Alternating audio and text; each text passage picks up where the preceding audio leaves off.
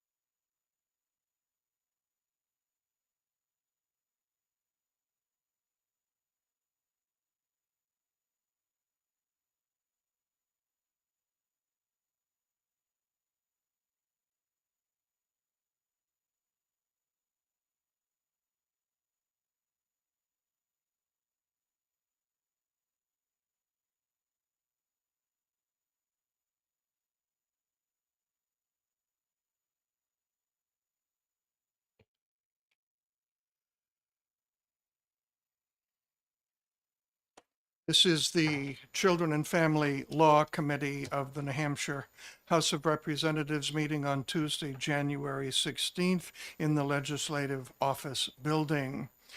I open the hearing on House Bill 1667 relative to establishing a department for children, youth, and families, and invite Representative J.R. Holt to come to the witness table. And many of our committee are viewing this hearing from their homes, and we will be collecting for them any written materials that are handed out. And even though it's we band of brother, there are many members who will be listening in on what we're doing today. So thank you, Representative. Please present your bill. Good morning, Chairman. For the record, Representative Hull, representing the towns of Dunbarton, Hooksett, Allenstown, and Epsom, here to present as the second co-sponsor House Bill 1667 and in support of the bill. First, you may notice it's a long bill. It's only a long bill because we have to replace the same phrase throughout the statute. The phrase being Division of Children, Youth, and Families to the Department of Children, Youth, and Families. Effectively, this, 8-page bill or so, 9-page bill, 10-page bill, is taking what is currently a very large department buried within DHHS. Last count that I have from House Finance was roughly 775 positions within this department. I saw that the assistant commissioner is here, or the deputy commissioner is here. You might get a better number.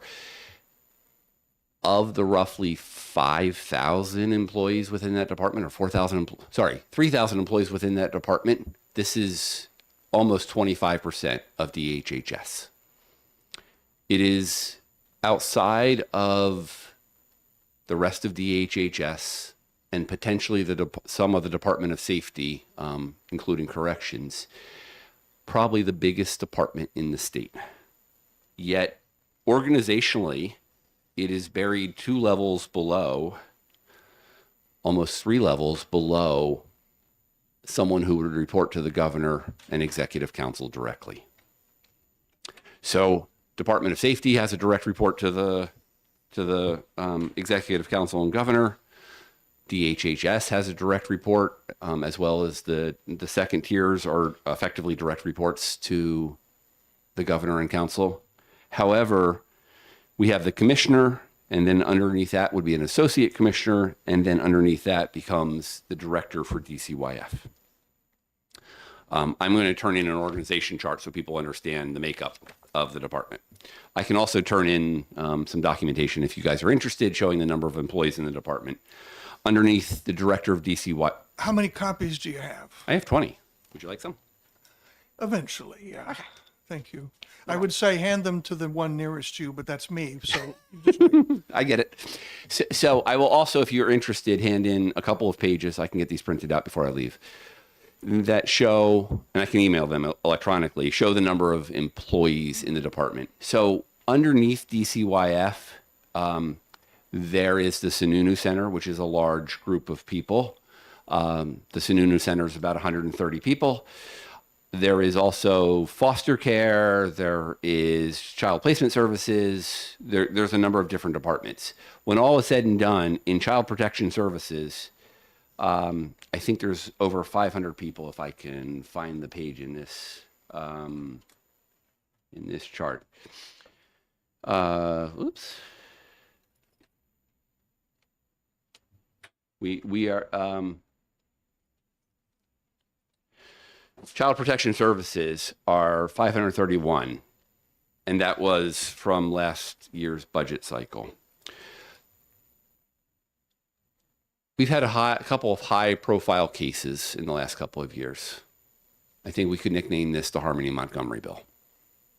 I bring up her name because here's a perfectly good example of the unfortunate part about not having the necessary transparency within government. Who do you go to if you can't find and get access to the direct supervisor easily in a case that's not being addressed correctly, or their supervisor, or how many ever layers between that person and the director? People know who their executive counselor is. If they have a problem, they can reach out to their executive counselor and say, hey, I'm not getting the attention we need. There's clearly an issue. My son or daughter is not getting the protective services that they need. I want you to look into this. And that executive counselor can easily pick up the phone and make a call and find out what's going on. To some extent, that can be done through state reps and state senators, but not as effectively. Obviously, all of these cases are highly confidential, which makes it hard to deal with. What do you do about sharing this information with an elected official? And maybe we need to create a carve out such that a small group of people like the executive council information could be shared with, so that the executive council members, each one who represents 20% of the state, can make the necessary phone calls. What we see is an issue today of inappropriate triage of cases and insufficient resources in cases that need help, and overuse of resources in cases that should be dismissed. Every case where resources are put, state resources are put chasing the wrong family, we're shortchanging the kid who needs help. We don't need another Harmony Montgomery. At the end of the day, the fact that 2 years went by in that case, or 18 months, shows that there's some big gaps in this department. And while I appreciate what the department has in terms of being able to link services from within DCYF to some of the other divisions within DHHS, the reality is there's some major structural gaps that need to be addressed. And the best way to address this is to have the transparency that would happen if the department was by itself. So in that sense, it's a housekeeping bill. There's probably people in the audience behind me who would not say moving a department out to its own division would be, or a division out to its own department would be a housekeeping bill. But at some level, all we're doing, there's no dollars associated with it. All we're moving is a group of people who do not have any direct oversight via the executive branch to a department, from a division to a department that actually does have direct oversight by the executive branch. In terms of the fiscal note, I will comment, there was a line in here about needing to buy additional equipment, computers, infrastructure, office, et cetera. Obviously, these people have cubicles and equipment today. I don't understand why that couldn't necessarily be allocated to their new facility. Just changing the reporting structure doesn't require us to buy new infrastructure, new computers. It might mean a transfer of assets at some level. I'm not even saying the department couldn't be co-located within DHHS for the purpose of housing. All we're trying to do at this level is make sure that there's some executive oversight of this department so we don't have another Harmony Montgomery. With that, I'll close my testimony. Unfortunately, the prime sponsor couldn't be here relative to childcare and weather-related stuff, so I am pinch hitting for her today. I think that's it. May I ask a question? Absolutely. I see that greater accessibility and transparency and availability is always a good goal. And I know that as chairman of DHHS Oversight, I have the honor of hearing a report each month from the commissioner of DHHS or the deputy. But anytime I want to hear from DCYF, I just ask for the director to be scheduled. And the director is there. I do this with Mr. Lipman from Medicaid and all the different agencies within DHHS. And what difference would it make for me, or indeed any representative, calling up the director by moving the director into being a commissioner? So in that case, it wouldn't make a difference. The issue is in the child protective statutes, either for good reasons or bad, these are highly confidential cases. Mm-hmm. There's a lot of them, right? To have 700, almost 800 employees, this is a significant department in terms of size. Mm-hmm. By no means am I saying we don't need these services. What I'm saying is we need better oversight of these services and maybe allowing in the statutes that information could be shared with a small select few, meaning executive council. You can bring up a confidential case as a parent with an elected official. Today, the way the statutes are written, it's really hard to deal with that. You could theoretically bring it up, an active case with, and we could make the changes to the statutes there to bring it up with your state representative. So your state representative could in fact call the director of DCYF. Last year 2 years ago in a bill, we were able to make the change from a criminal misdemeanor level penalty, meaning potentially facing jail time for sharing confidential information, to making it a violation, such that if it was important enough to risk the violation, you could at least start the dialogue with an elected official. Today, the average parent doesn't have that option because unless they're willing to face an expensive violation, there is no way for them to share this information with an elected official to get the help they need. Could that not be put in a bill to make that happen, irrespective of whether DCYF is in an agency of DHHS or a separate department? Absolutely. It That is a positive change. Absolutely. I'm not disagreeing with that.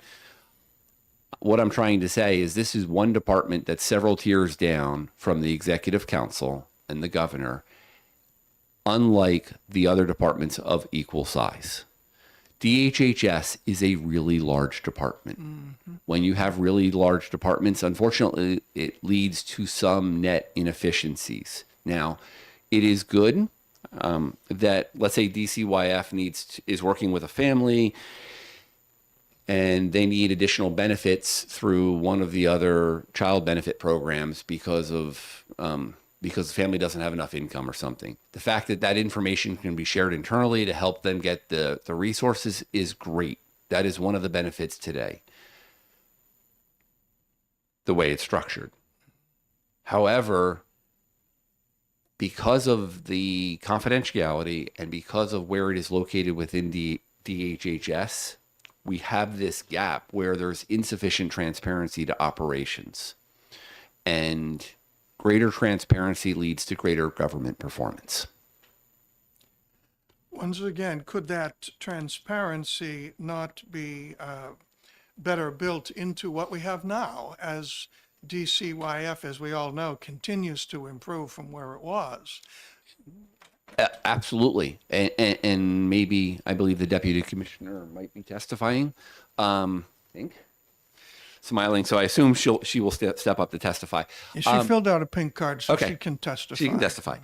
I believe there are potentially transparency reforms. The issue, and I would make the argument, every case should be available at the same level it would, in terms of information, that it would be if it had been filed with the Supreme Court. So you guys may not see a bunch of information that goes to the Supreme Court, but in a Supreme Court case, let's say there's a child abuse case involving a minor, right? They're only using initials. There's certain information that is prohibited, but they do allow some level of content of what's going on. Unfortunately, that level of content is not available today.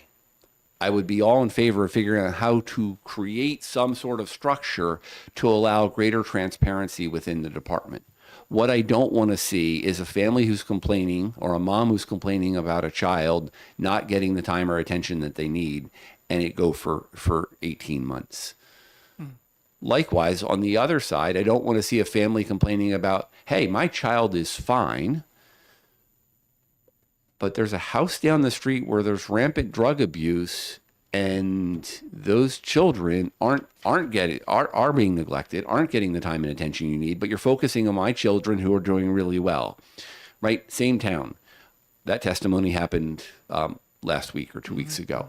My point is, there are issues, and coming from the engineering world, I would call it, or at engineering/medical world, I would call it triage. At the end of the day, figuring out how to vet cases well is a tough thing. I'm not trying to minimize that task at all. It is really hard to do that well.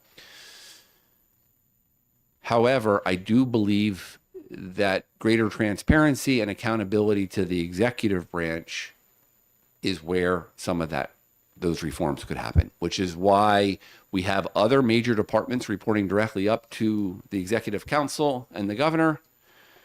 This one does not. One of the questions was asked was relative to the funding of the directorship, right? And what the position, yeah, we can figure out an appropriate position within the salary classification codes, financial aid, right? Comparable to whatever the current pay is.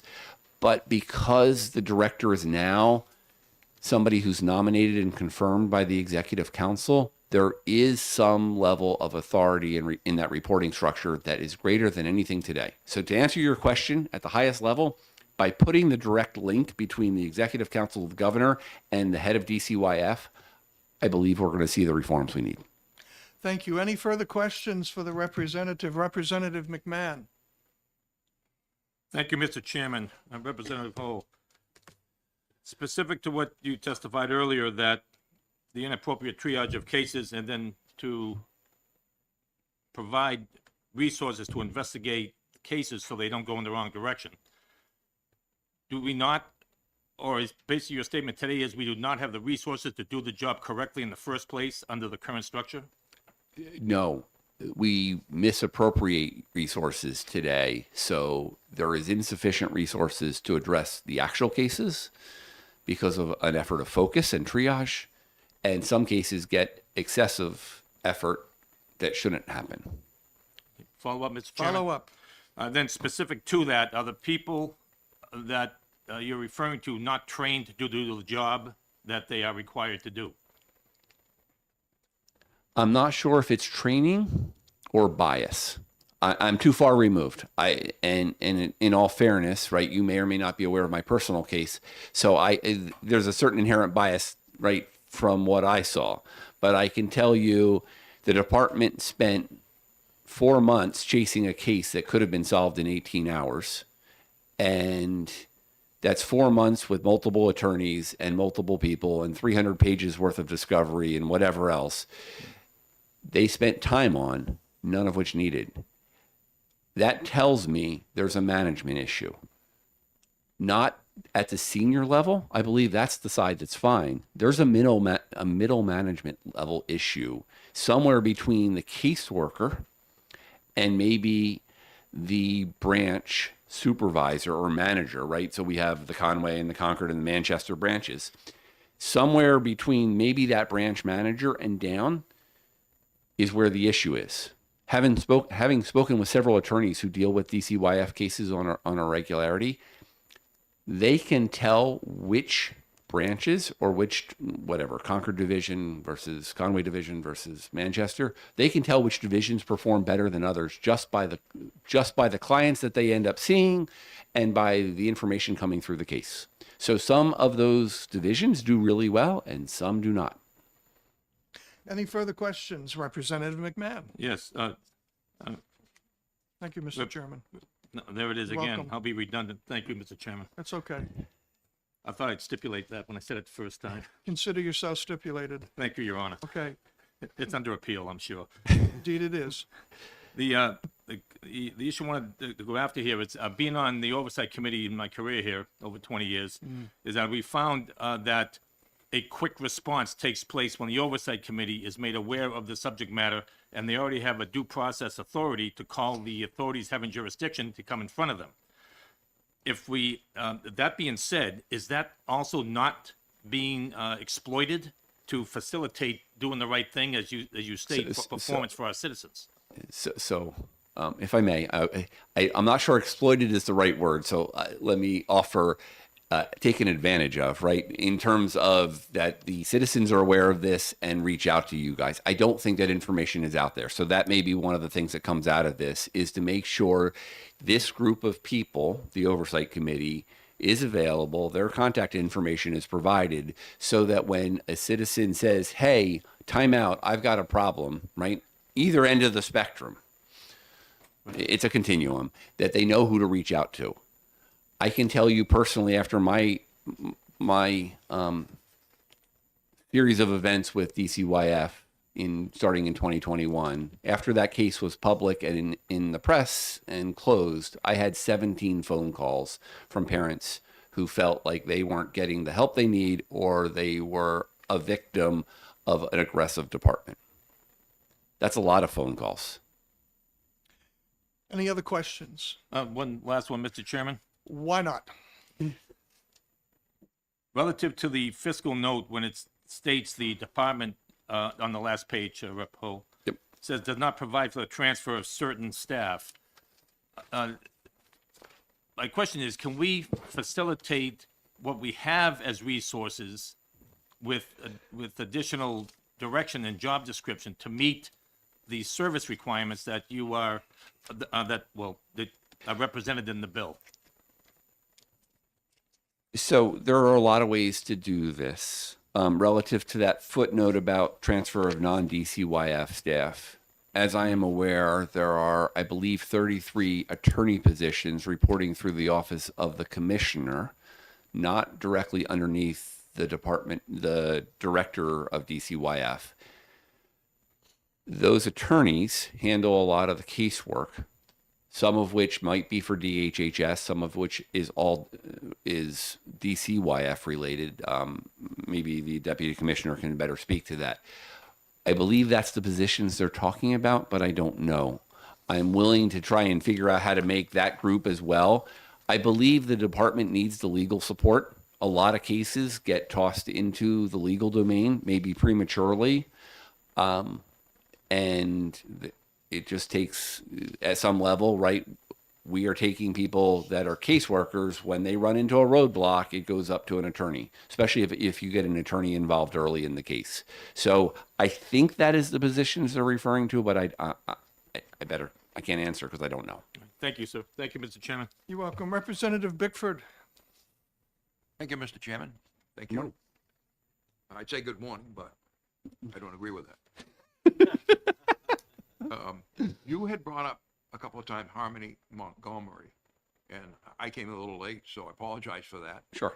So how would this bill help a case like that? So the issue is today, a citizen doesn't know where to turn. I think you missed it. I will be handing out the organization chart, right? The director report, you haven't seen it yet. The director reports to the associate commissioner, the associate commissioner reports up to the commissioner, right? So there is no published org chart. So when Jane Doe, caseworker, stops at your door and says, hey, I want to work with you, and the parent doesn't feel like they're getting a response, it's not clear who they call after that. At some level, we could deal with that with a policy, right? That here's my business card. I'm a caseworker. Here's my direct supervisor, right? And that information is shared. So if you don't like what I'm doing, call my direct supervisor. Unfortunately, none of that information is available. I do believe there are issues where people aren't getting the response they need. So unfortunately, the mom in the Harmony Montgomery case never got the response she needed. She wrote all the way up through the mayor of Manchester and fell on deaf ears. I don't want to see that. I want to make sure there's someone in the executive branch who you can pick up the phone. And this is to the point earlier. Well, there's an oversight committee that people can call today. I've been a state rep. This is my 9th year. I didn't know that until today. So if I didn't know that, I'm pretty certain out of the 1.3 million citizens in New Hampshire, that's a small group of people who are aware of the oversight committee of DCYF and DHHS. So something that comes positive out of this is greater publicity about there's another way to reach out to someone who's an elected official to get the help. Thank you. Did I answer your question? Yes, it does. This is a problem to me that's in search of a solution, and this bill proposes one solution, educating the executive council and all the state reps whom to go to is another solution that Okay. is other than separating out a whole agency from a department. Would you agree? That is a possible solution. Absolutely. The reason I think this is warranted is we're talking about a budget that's $150 million. It's not an insignificant amount of money each year, okay, in terms of resources. It oversees important functions like foster care. It oversees important functions, child placement functions if necessary. These are important things. This is the one case where government intrudes within the family structure in a significant way, more so than any other place in government, yet it's not its own department reporting up to the governor and executive council. It's buried down below an existing structure. There is no other way to create the transparency. This might be the sledgehammer to solving the problem. I'm willing to acknowledge that. There might be lots of changes between this request and what could be done to improve transparency. But clearly there is a transparency need and an accountability need that has not been addressed on both ends of this spectrum. Harmony Montgomery for lack of resources, myself and 17 other families on the other end. Yeah, we're now repeating ourselves, Yep. including myself. So thank you so much. And Sure. the chair recognizes Deputy Commissioner DHHS Marissa Henn and Director of DCYF Jeff Fleischer. Please come on up. Thank you. This for everybody? This for everybody? Sure.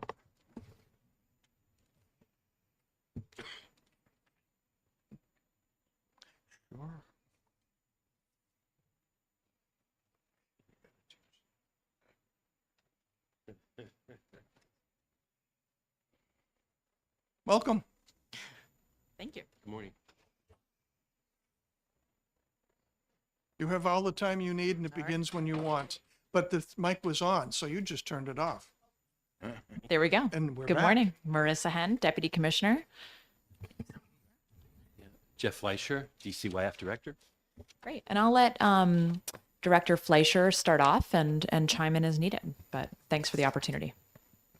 Yeah, thank you, Marissa. Yeah, good morning.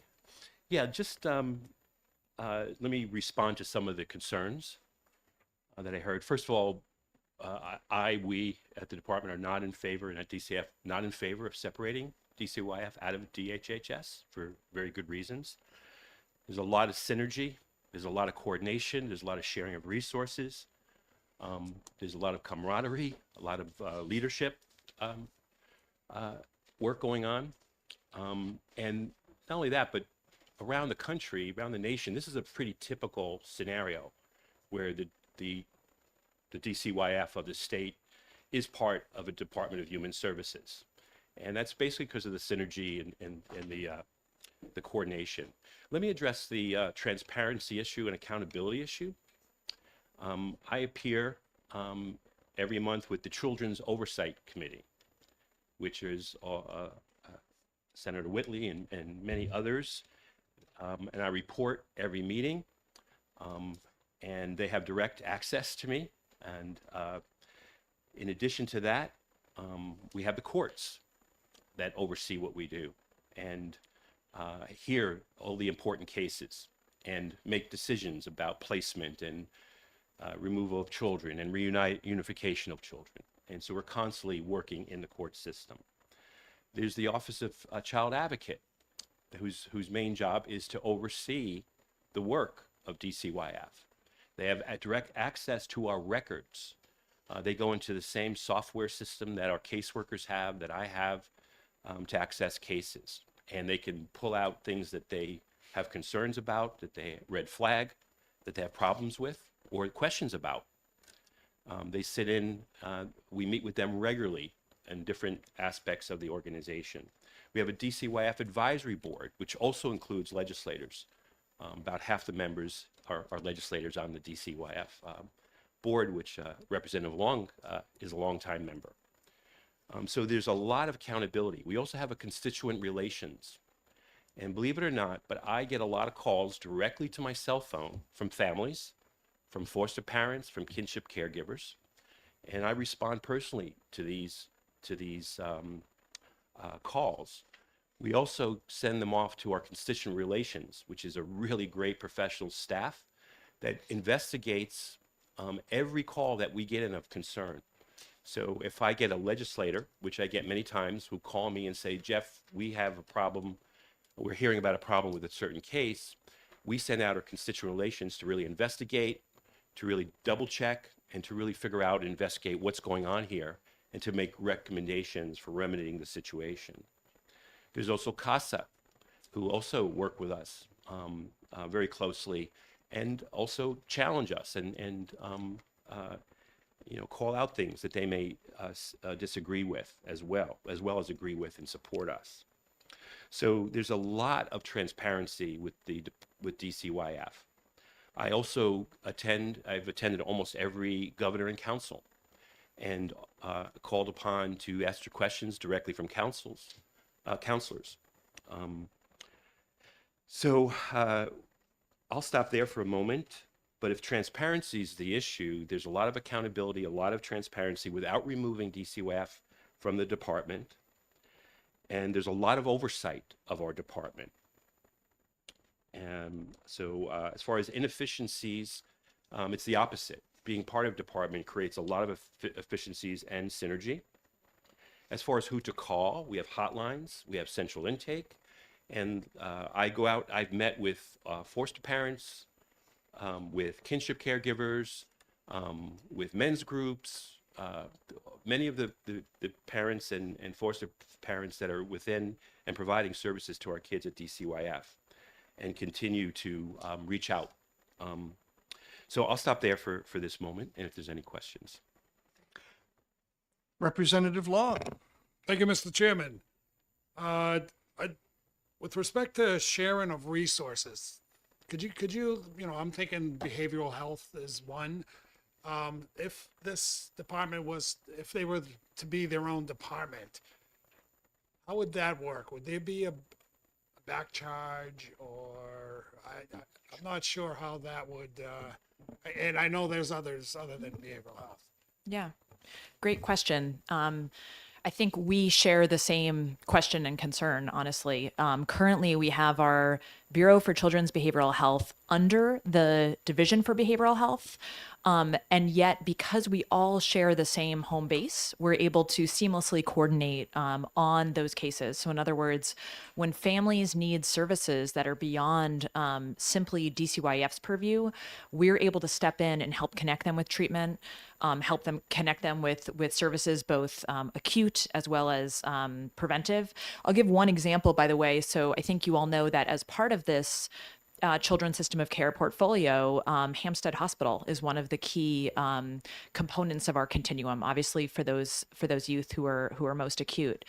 We estimate that somewhere between 30 and 50% of the patients we serve in this acute environment have experienced abuse or neglect. They may or may not have open cases with DCYF, but there's a tremendous amount of overlap. And so what we're able to do as a team, bringing together multiple divisions, Director Fleischer, Director Fox, the Bureau for Children's Behavioral Health, is really look at what the needs of these families are holistically and how we ensure we're building a continuum that's responsive to their needs. So I think that's actually, your question lends itself to a concern we have, which is, would we end up siloing ourselves more, given that we are serving many of the same families through a highly integrated behavioral health oriented system, not simply the traditional features of sort of juvenile justice and child welfare. Could I follow up? Follow if I up. may? The other question is with respect to, I have also felt the middle management type has been disconnected. Can you address that? I mean, I'm finding that a lot in the circuit courts, and I'm finding that in a lot of departments that, when you get to the middle, it's inconsistent a little bit. Yeah.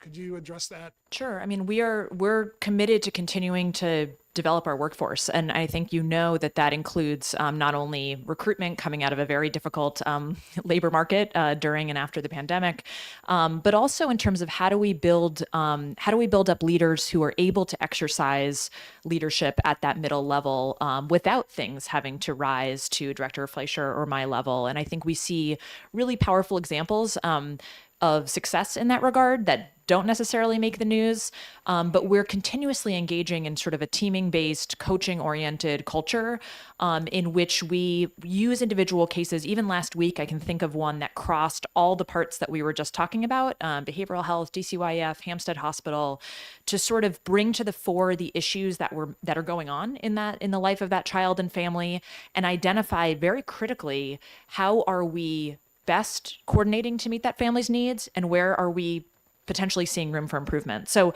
I think it's happening to an extent, but it is undoubtedly going to be more challenging if we're sort of, the silos are further apart, in my opinion. Thank you. As I look at this flow chart, I can see an issue coming up where related groups, someone will say, we got to bring in one of these other related groups in the conversation. Oh no, they moved across town, as opposed to they're 2 cubes down. So to me, this flow chart makes the case for DCYF being part of this family under your Right. purview. Do you find the fact that these various children's issues and mental health issues are together advantageous? It's a good question. And I think as Representative Houle indicated, there are some unique functions and responsibilities DCYF has, particularly in terms of its relationship with the courts and its historically very powerful responsibility around impacting family structure that we take seriously. But thanks to the reforms that have occurred over the past 5+ plus years under Director Ribson, Director Fleischer's predecessor, we really are moving in a direction where it's no longer a surprise or a controversy that what families need is a level of support and coordination. And that includes not just with behavioral health, but also with our eligibility systems, as he said, for things like food stamps, for things like Medicaid when they're qualified. And so in addition to potentially some of I'm not actually as worried about us physically being separate, to be honest. We have a really dynamic team of folks who can cross the river and coordinate. It's awfully nice being co-located. I think my bigger concern is you're building systems that have some really major barriers. So we take privacy very seriously in New Hampshire. Just talking with our director over our IT systems, what we would have to build in order to allow for data sharing agreements, in order to allow for passage of information internally, would be a major undertaking of significant financial cost, but also with more separations. And so, it's interesting when I most recently worked in the state of Utah, where Governor Spencer Cox actually brought different parts of the health and human services continuum together with the same arguments of transparency and efficiency. So it's kind of makes me chuckle a little bit because I think we share the desire to be high quality, transparent, committed to continuous improvement, good stewards of public resources. I think we do that best when we are when we're combined under one department. As you know, I chair the special committee on the Family Division of Circuit Court. And we had 14 hours of public testimony. We had subcommittee meetings. And what we found, much to our delight, was as we got going in the subcommittees talking with judiciary, they having sat in already on everything else or watched the video of it, they had already started to implement some of the things. So, some of us had these wonderful bills we were going to turn in requiring the judiciary to do this or that. But because of hearings and hearings like this, they said, oh, that's pretty good. Yeah, let's work continuously on that. And I am watching DCYF doing that. I was left out earlier as chairman of DHHS oversight. I can bring him in periodically, as well as all the other groups. That there has been great change. And would you say that there are things that you've heard today that might strike a responsive chord on we can start doing this, or we're doing it, but we can up it, or that's a good idea? Have either of you heard anything like that out of today's hearing? Yeah, absolutely. And we really want to thank the committee and the bill sponsors for giving us that opportunity to be reminded of just how important it is to be to fulfill in a very visible way our commitments toward transparency, coordination, clearly making sure that when the child advocate picks up the phone and calls us, as she does, or her team does, each week, that we're able to touch base on the myriad things going on and identify root cause, identify the types of staff training and middle management leadership that these cases deserve. I mean, fundamentally, these are families who deserve nothing less than to have their needs met in a way that that our government has been set up to do. And I think when we start to create those separations, I really worry about there being chasms in our ability to uphold that commitment to communication and transparency that you all are articulating. Any further questions? Representative Bickford. Thank you, Mr. Chairman. Thank you. Has DCYF been separated out in the past? I can remember at some point things coming together, I thought. Good question. And what was the reasoning then for bringing it under, if you know? Yeah, I don't believe so. And Director Williams, who's our real pro, doesn't either. I think this bill was brought forward. I wasn't aware of your promotion, Counselor. Director of Legislative Affairs. So he said director. I don't believe so. There was a prior version of this same policy objective brought forward, which might be what's ringing a chord. There have been prior discussions about it, but it has not occurred that we're aware of. I'll wait for John. Thank you, and thank you for your testimony. The final pink card will be from Representative Betty Gay. She asked for 3 minutes. We're running overtime. We heard at the chairman and vice chairman meeting today that they are asking, because of so many bills we have, that if somebody doesn't have anything new to bring, they either waive off or limit their testimony to anything new that you have for us that you haven't heard yet. No, 3 minutes. No, I'll just take 3 sentences.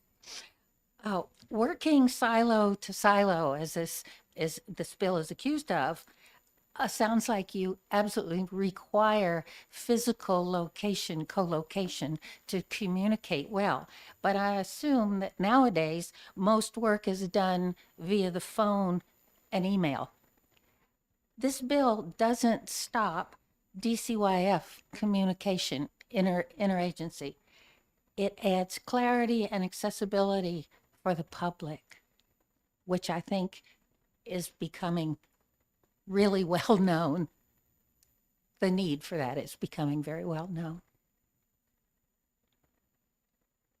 Any questions? Seeing none, thank you for your testimony. And this concludes our hearing on House Bill 1667. Thank you for coming. And as much as I would like to exec it, I can't because I don't have a quorum.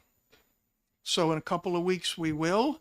So that gives the advantage that if anyone wishes to speak to the bill's sponsors to propose an amendment one way or the other based on anything you've heard, anything you're thinking about in the next 2 weeks, we will be execing this bill in 2 or 3 weeks. So you've got your chance to do it, a chance to polish things up, and there we go.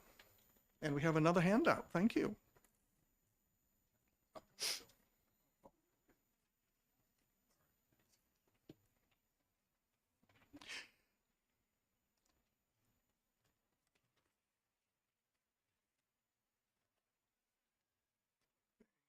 You.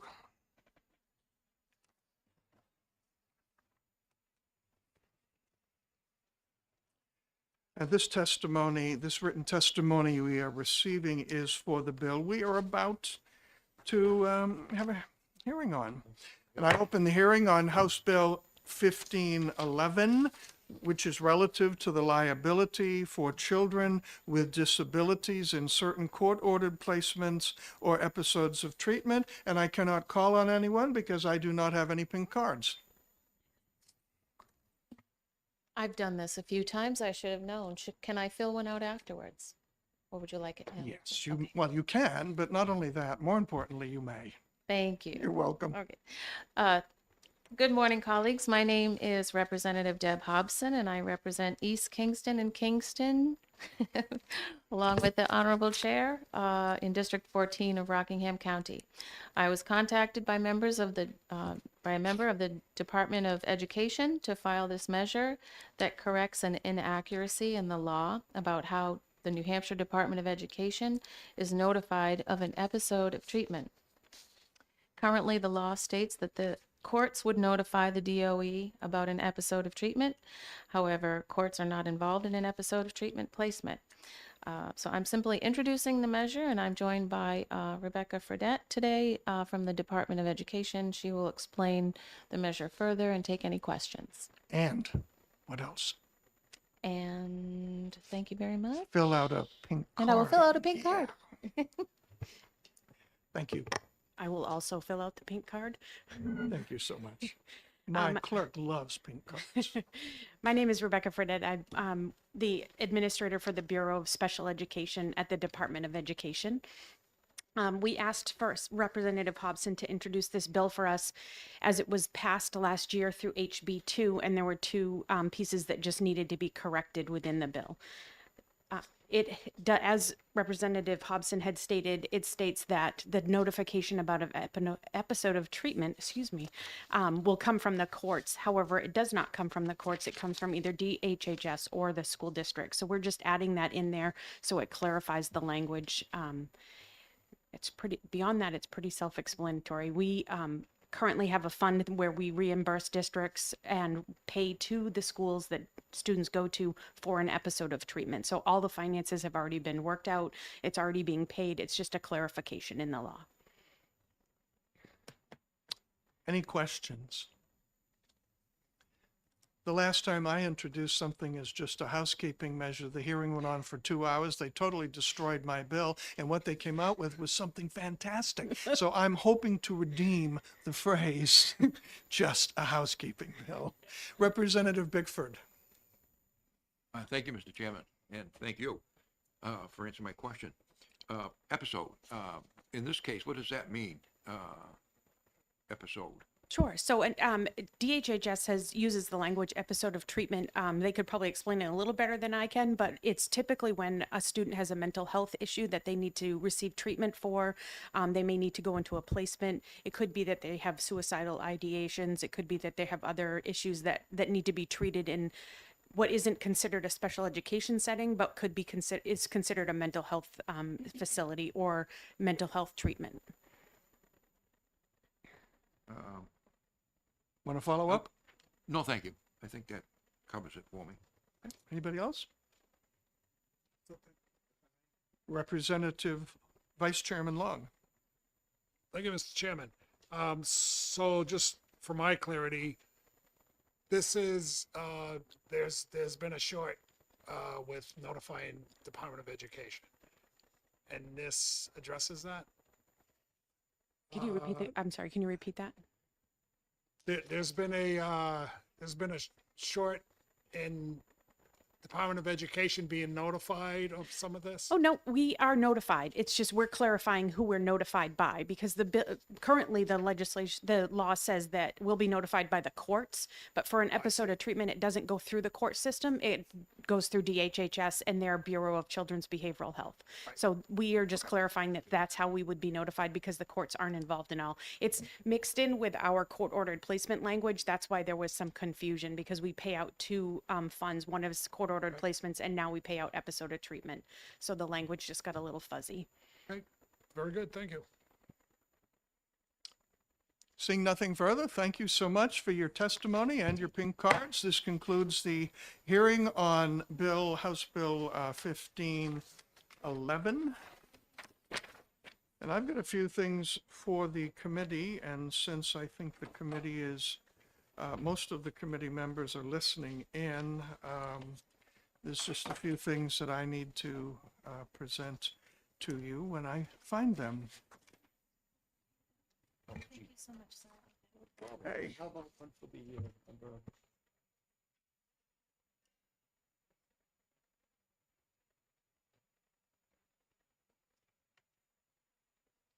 This is for anybody and everybody.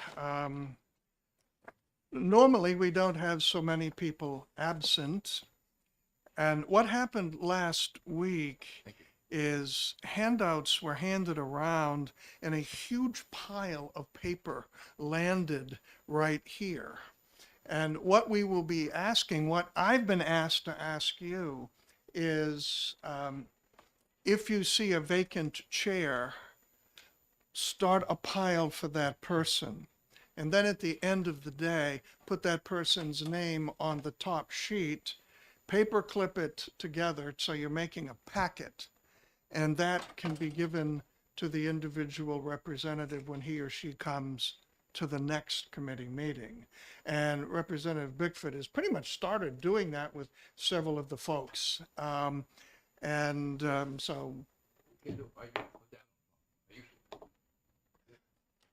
yeah. So anyway, that's just been asked because the poor clerk last week, Representative Ball, was in a sea of paper.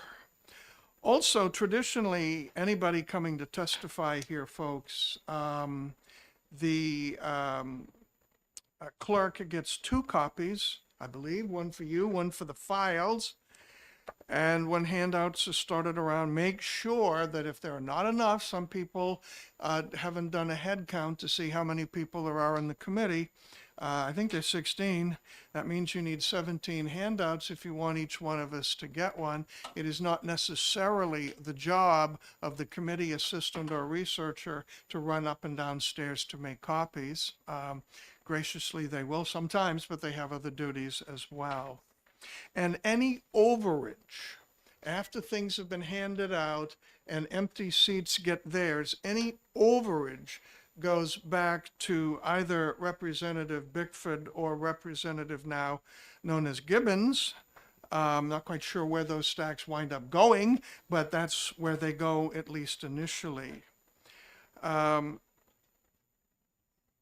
We in the chairs are encouraged to line up hearings well in advance because we've got so much to do and we want to make it come out even.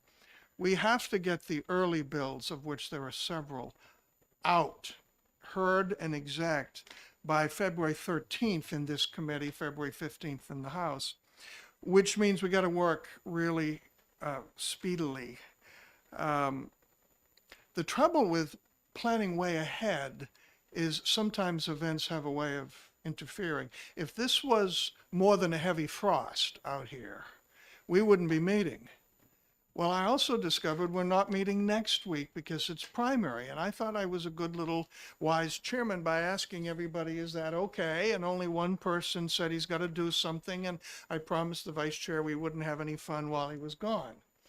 But what I didn't realize is A, it was a House policy not to have it, and B, the reason is many of the bills are obviously presented by legislators who might need to be involved in the primary day. So just a long way of saying we have to be flexible depending on weather and other circumstances, but we'll work together to get it done. Also on execing bills, a bill may be exec the same day it is heard. Now, we used to have a little disclaimer note sometimes in the calendar from a committee saying a bill may be exec the same day it's heard. Well, some of us forgot. So now there is a blanket statement right here in last week's calendar, page 3, that says, pursuant to House Rule 44B, executive session on bills may be taken up during the day in which they are heard. My rule of, and it doesn't say this, but the general rule of thumb is with consultation of the vice chair or ranking member, we want to make sure this is bipartisan. I really don't want to take up and exec a bill we just heard if there is a good bit of division in the committee. At best, that means you folks can, as I keep exhorting people, go off with the bill's sponsors and try to square the circle, try to find out what were the objections.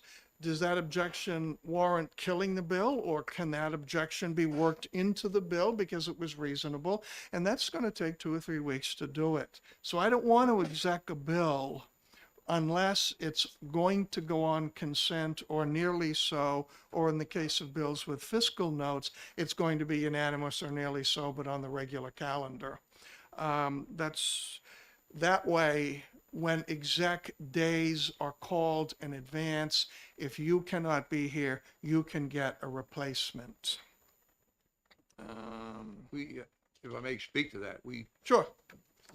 we used to do it this way back. And then that was changed because there was a lot of complaints from the public that, and even the representatives, because they felt there was nobody even taking time to hear them, I guess. But the thing is going on today, which is different, is they have a place where people can write in. Sure. And they say right on it, it doesn't close until noon. So they think that they're writing in and people go looking at it. And the fact is, no, we don't even get to see it because we've already voted it out. So it kind of rubs the public the wrong way is my point. This is why I won't exec a bill where there's significant division in the committee. Yeah. Because you and others may wish to read what they're writing in. If we are of one mind that this is either the best bill since sliced bread or the one from the, the what's on the other end of the river Styx, I doubt there will be controversial comments coming in that would sway us one way or the other. So those are the ones I will go ahead and exec, but I will limit it. What other committee chairs do in Yeah. broadening it is up to them. I just want to share the history with you. Oh, I appreciate that. If you don't get it from me, check with John. I appreciate that. One other thing that they have stressed upstairs in our chairs meeting is no food, no coffee in a committee room because there's new rugs. And I've not yet gotten an answer to if somebody spills on the rug, should we take their name and send them a bill for cleaning? I'm hoping the answer will be absolutely yes, we will. But no coffee, guys, gals. No food. I bring my lunch. That means I have to go to the cafeteria or sit on a landing where there isn't a rug. Anything else in terms of housekeeping, committee-wise? Because we still have a few minutes left. From the committee only, please.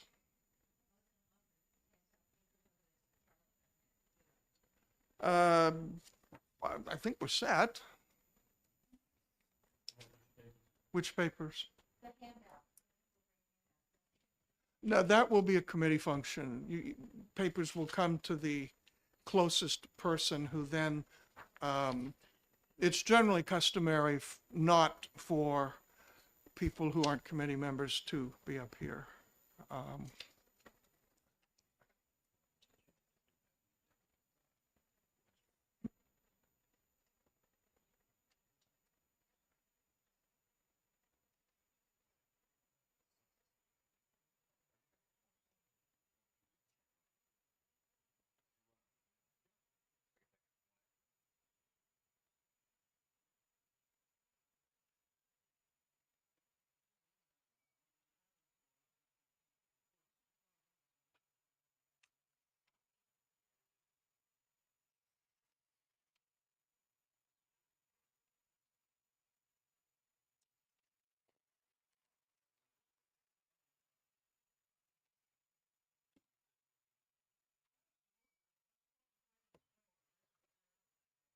You made it. I did make it. I found it pretty tricky. It wasn't, it wasn't as bad as I thought, but you know what I don't like is when it's dark out going home, snowing. Dark is bad enough. Well, I stopped to get gas right when I slowed down. Yeah, I And slipped. I was in four-wheel drive. Yeah, I slipped making the turn on the stores. Oh, And when you come down and you make the turn, Yeah. I started slipping and traffic was coming towards me. That was the only minor situation. I didn't see any cars off the road. I was surprised, actually. Oh, boy. What's that? Then we could, at the end of the day, we could put these in their drop. Yeah, I can bring some paper clips over. That's all right. Might even enjoy it. It's not even Wednesday.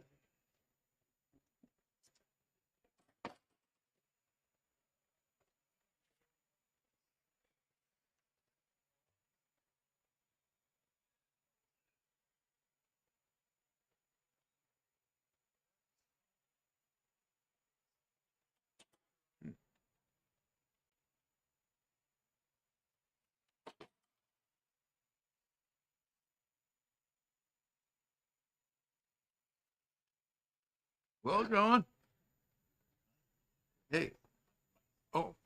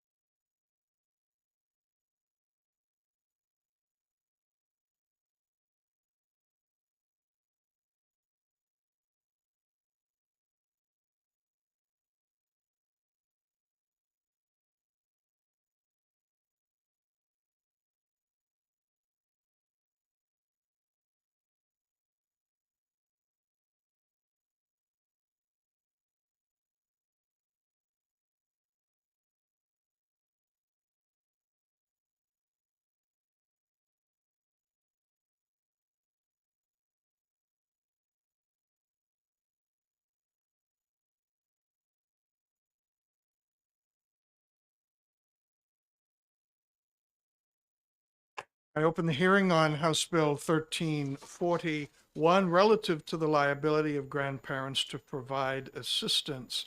And the prime sponsor is our very own Representative Bickford. Would you come to the witness table and say what you would like as the prime sponsor? And let the record show he has already filled out his pink card and the chair has already handed it over to the clerk.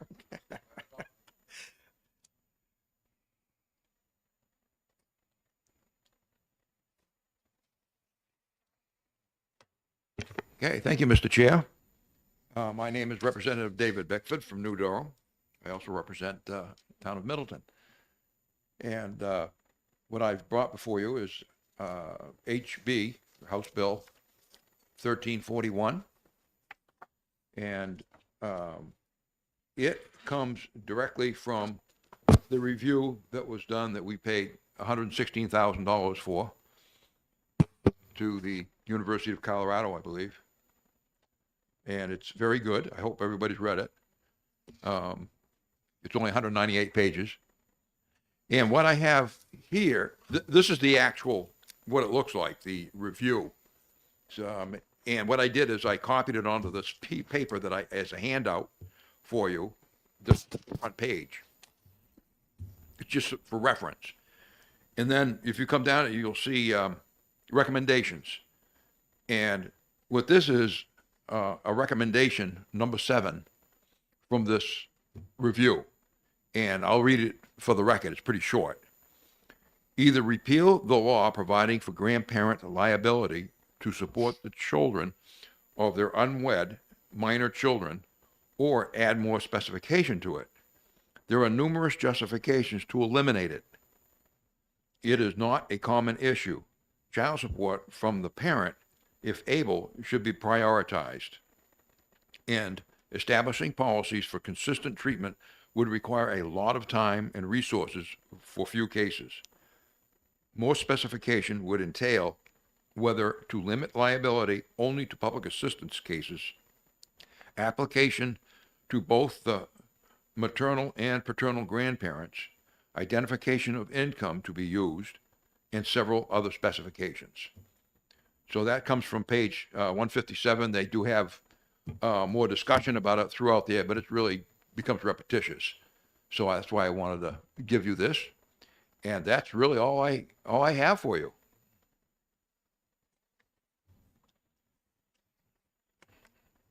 What is the liability of grandparents now?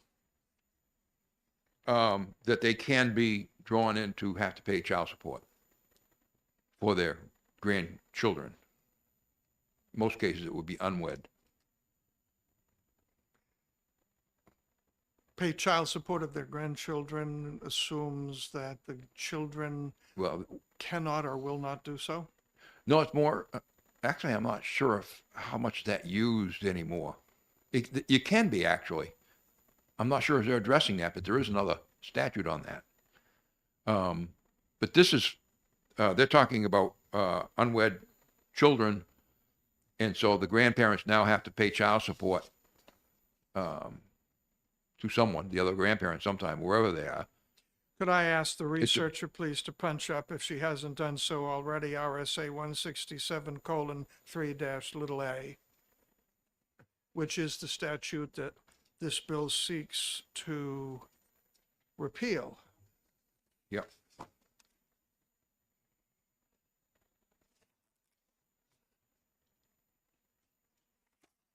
And since the vice chairman has beaten you to it, would you read, Vice Chairman, the statute that this bill seeks to eliminate? Liability of grandparents.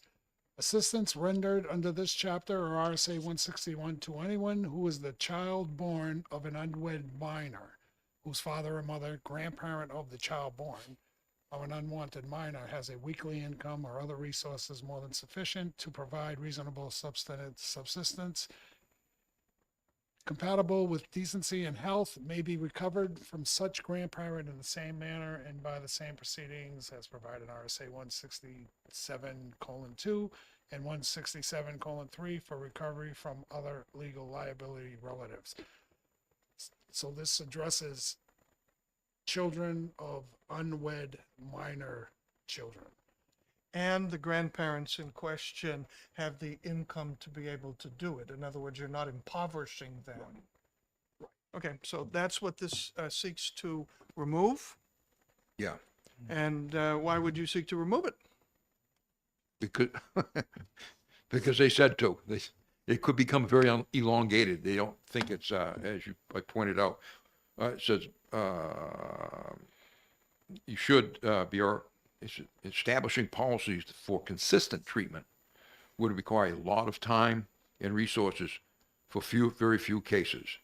More specification would entail whether to limit the liability only to public assistance cases, application to both the maternal and paternal grandparents, and identification of income to be used, and several other specifications. So there's a lot missing in the statute. We could either, they're recommending we either elongate it and make it very great specification, but in the end, they're saying, don't even bother. Don't get in, don't go there, they're saying. Any questions from the panel of four? Yes, Representative McMahon. Okay, thank you. Representative, specific to where funds would then come from, is the fallback, would the fallback here, if grandparents aren't available, would be the federal government or the state? Yeah, I believe so. Okay, thank you. Any further questions?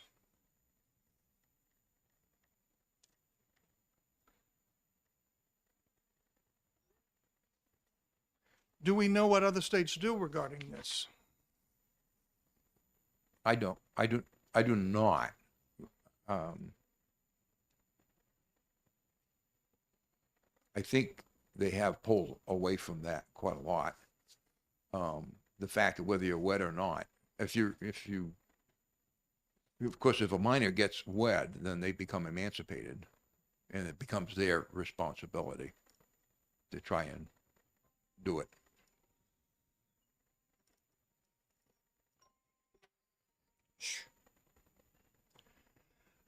Do you know if this has been brought up here before? I can't say as I do recall. Okay.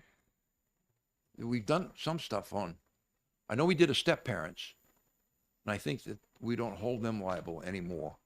Okay. Because they have no rights really. But I don't think grandparents we did. This is the sort of question that I love to ask and the committee researcher loves to answer. Do we have anything, committee researcher? You're going to need to come to the mic, a mic. Okay, and you're going to need to turn the mic on. Then you're going to need to speak into the mic. Because it's in 167, it might be in its Title IV of the Social Security Act, it might be related to federal funds such as TANF. So I'm happy to look into that for you because it's not very clear. It could be a policy in the department, so I can look into that for you. So in other words, if there's something from the federal government lurking in the background, what we do with this particular 167.3A may be impacted, so we need to find out. Yes, and it may change from state to state because not every program is the same. So I can look into it. Well, since we cannot exec anything today, that would be a nice little project. I've never met anybody who more loves to do term papers.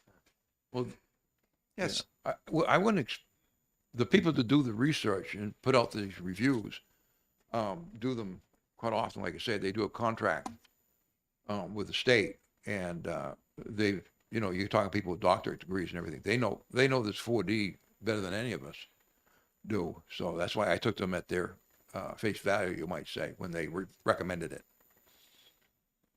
Well, then, if you can provide to the committee researcher how to find this expensive report, maybe a lot of her work is already done. Yeah, that is on the child support website. it took me a little few minutes to find it, but it is there. And there's a link there and it opens up the same thing. Plus, I have it in my computer, on my cloud, I should say. And I think I have an extra I left a copy here last time I spoke to it. And so it was either me or them, and probably the federal government too. But this one just came out December 31st of 22. So we're just getting around to getting to some of the recommendation in. There seems to be in this one page you handed out some contact information or something. It would be helpful not only to approach it from what do the feds say, but also approach it from what this report says, so we can come at the answer to this question: does this bill, if passed, impact anything else? We can come at it from a couple of directions. Yeah. I should give my The committee copy, researcher. researcher. Okay. Because that directs you right to the page of the summary of the recommendations. Mm. 157. Yeah.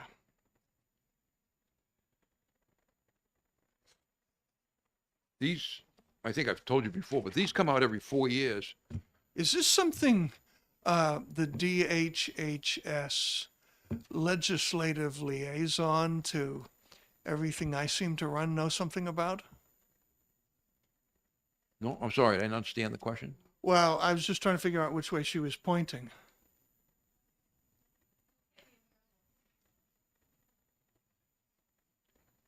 See, we have two lawyers now on the clock. Yeah.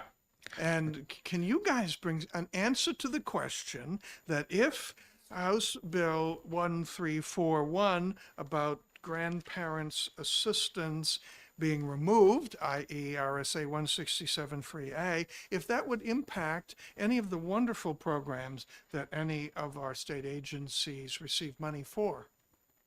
You may approach. I have to touch it, then I have to give it to him. Isn't it great to have extra time? Left the mic on for you. Chairman Pearson, members of the Children and Family Law Committee, for the record, my name is John Williams. I am the Director of Legislative Affairs for the Department of Health and Human Services, and this does take me back in time. I think the last time I've been testifying next to Representative Bickford must have been a couple of decades ago, but It was. it was. We haven't changed a bit, have we? No, he's definitely more handsome, and I'm definitely a little bit more grayer. So with that, Right again. with that, the department on 1341 relative to liability of grandparents to provide assistance, although I don't believe it's reflected in the fiscal analysis of the bill, because when we did report back to the LBA our analysis on it, they possibly made a determination that it was less than $10,000, and that's why they didn't include that onto the legislation itself. I would represent to this committee that as part of a recent audit, I believe it was through the LBA, that one of the areas that they did cite was a concern, the LBA had a concern over grandparent liability. This What is legislation, LBA? the Legislative Budget Assistance Office at you. the state level. And because of that particular audit, and I will stand corrected if it was a federal audit, but I understood it to be an LBA audit, that this actually addresses one of the corrective actions that they would have relative to grandparent liability. In assessing the legislation, we believe that it would have no impact to department administration, and we do think in terms of a policy perspective, totally your consideration, that it may be very helpful. Some of the areas that it would capture, and I think Representative Bickford probably already touched upon those matters, that in cases, for example, under child support, where you have I believe he's going to point me to the right section that he's probably already testified to. I apologize, I wasn't here, so I don't want to duplicate testimony, but grandparents who have minor children, who have children, their grandchildren, are currently under statute still liable for reimbursement for certain expenditures such as the TANF expenditures. So with that, if you were to proceed and pass this legislation, I can represent to you based upon our fiscal analysis, which I was a part of, so I do have direct knowledge of that this has no fiscal impact to the department, or at least not anticipated. And we do believe that it's in line with whether it's a federal audit or the LBA audit corrective action to doing this legislation. This legislation would be responsive to that concern. Why'd you tell me that Representative before? Long. Thank you, Mr. Chairman. With respect to matching funding from the feds, is there any with respect to this? Do you know? This was reviewed by the legal counsel for the underlying program area, and I believe in addition to that, I'm just pulling up my notes because I do have more extensive notes based upon our fiscal analysis on this legislation, that this would not impact either TANF or the TANF federal block grant that we receive. Great, thank you. Any other questions? Yes, Representative McMahon. Thank you, Mr. Chairman. Attorney Williams, relative to the funding, a question, as it stands right now with this law this bill recommending a change, if the funding is not coming from the grandparents, then where would that loss of funding be recovered? And does that not increase the cost that the matching amount with the federal government would need to reflect? I will just defer for a second to see if I can parse out the question. So under the question that you're posing, that we have a grandparent, there's assumed liability for the grandparent, and the money that we're collecting from that parent then would go back to, at least for the percentage of the federal funds, strike that the state funds would go to our general funds, right? Is that? I'll rephrase it. If the bill as it, not the bill, the law as it current states that the grandparents are the secondary source for funding or reimbursement for like TANF spending. If this bill passes and states they no longer have that responsibility or liability in this case, then does that not increase the cost for the children being maintained by this funding? And with the chairman's permission, because I typically do not like to read from, but I think it will give you an accurate answer to your question. So this is an excerpt from our financial analysis provided to the LBA. This is not anything official from the LBA. This is officially from the department. TANF is a federal block grant program where the federal government gives states money that must be used for certain purposes and comply with federal requirements. One of those requirements is that the state must require TANF recipients to assign support rights to the state and cooperate with the state efforts to collect support, and then it provides a very long federal citation. However, this I think addresses your question. Federal law does not require that the grandparents of children of unwed minors receive TANF be liable for support. And that answers that. Thank you, sir. So Thank the you, Mr. state Chairman. doesn't require it, but the state may do it if it chooses.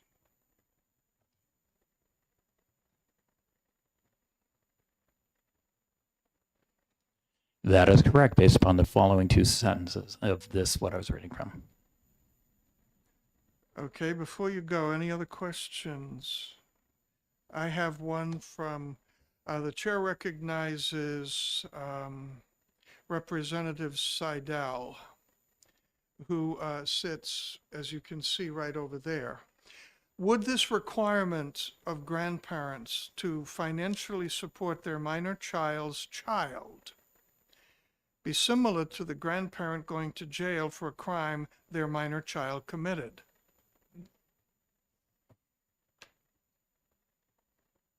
She's asking rhetorical. whoever's ready to answer. I have to say, Representative Bickford's comment that's rhetorical in nature, I'd have to agree with. Yeah, so do I.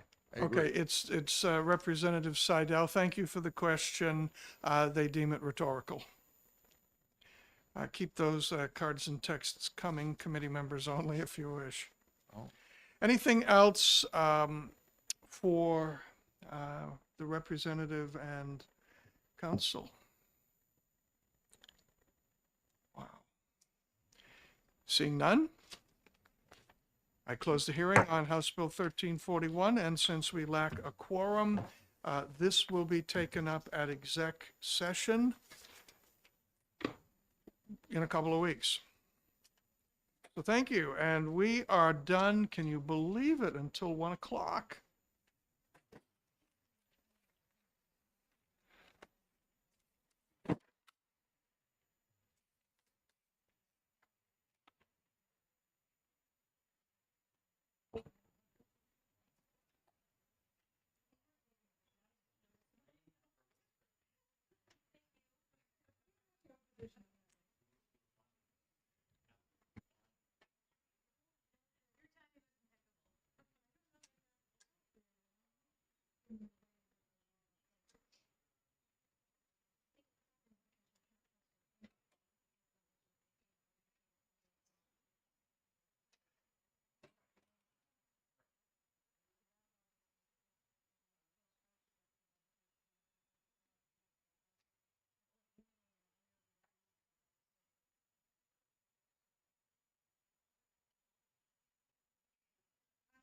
I was curious what that one was about. We have no position to speak of.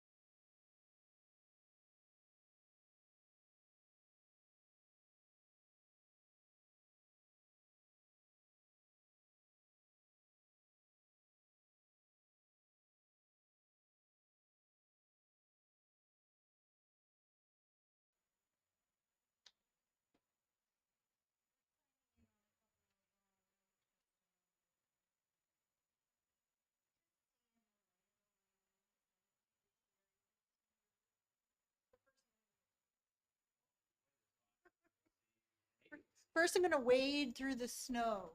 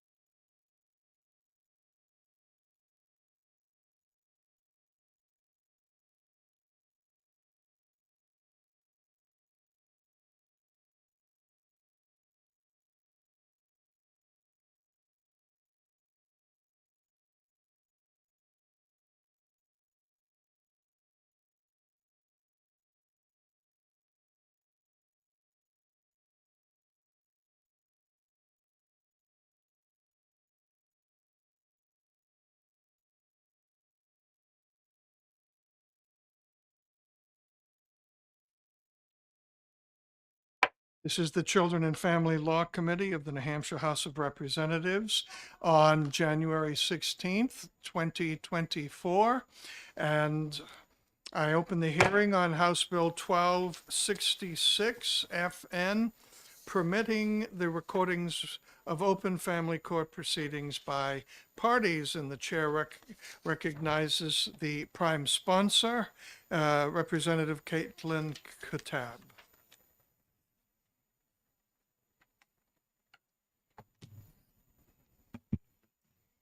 Thank you, Mr. Chairman and honorable members of the Child and Family Law Committee. For the record, my name is Representative Caitlin Kutab, and I represent Rockingham District 17, the town of Wyndham.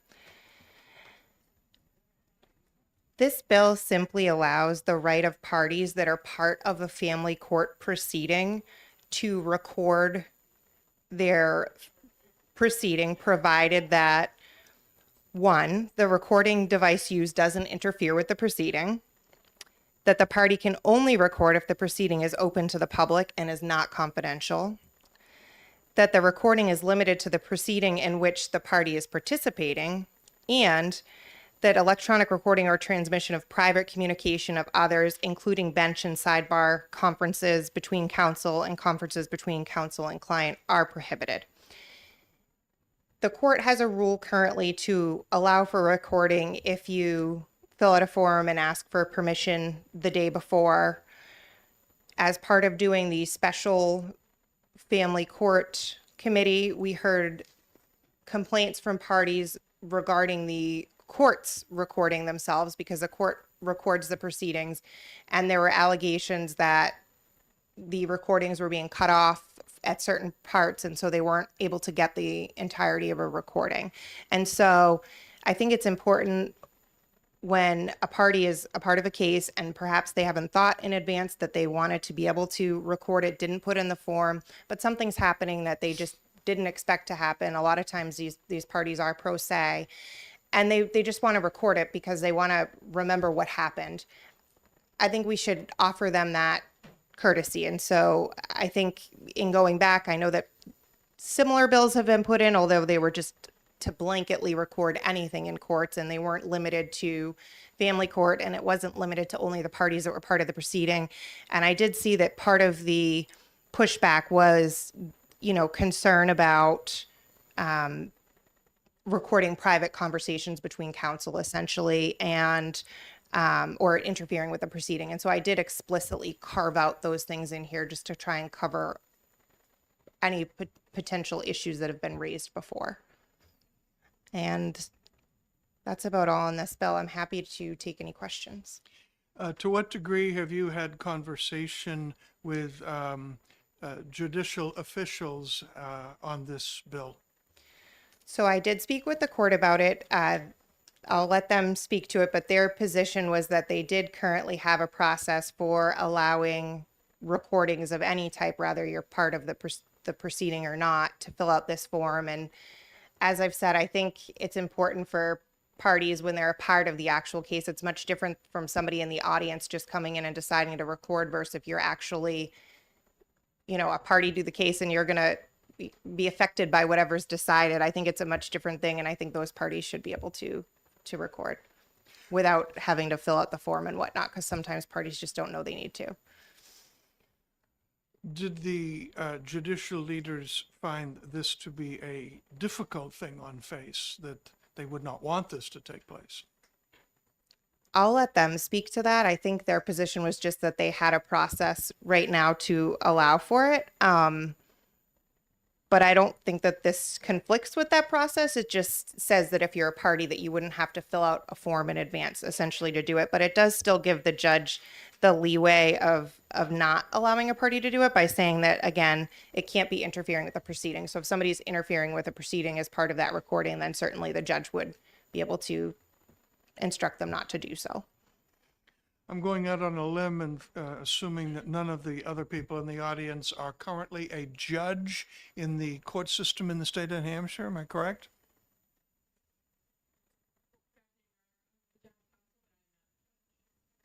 But you're getting there. Okay. Do you wish to testify? It would be helpful. Rule 1, pink card. Any other questions of Representative Katab on the bill? Thank you very much. I appreciate it.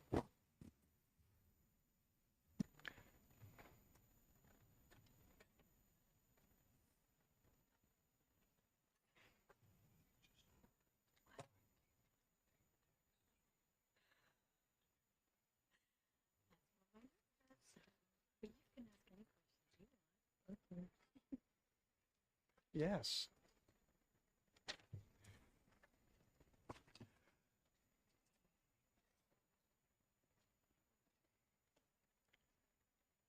And the chair recognizes former Representative Betty Gay from Salem for 3 minutes on the bill.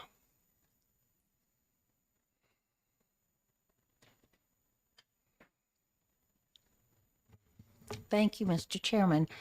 This is a long-awaited bill. I've worked on it myself on the same subject for a few years. And even though the family court rules allow recording, the truth is they also disallow. And so most people have been told, in my experience, people that I've met who really want this bill to pass, they have been refused the right to record. And so they have to order their own recordings, which is it's a pretty modest fee to do the recording, unlike a transcript of the recording, which is extremely expensive. And they were very disappointed to find out that the recording did not contain the actual events that they were so concerned about that put them at a great disadvantage. And one of the people that I met could actually observe the judge controlling the recorder because he was standing in an open, an unusual place. It wasn't a regular courtroom. You could see his feet. He turned the recorder off and on. And when you got the recording, you could hear funny little sounds where the recording was stopped. So it's really, really critical to have accurate records. And this is the only way that we can guarantee that people have an accurate, uninterrupted recording of their hearing.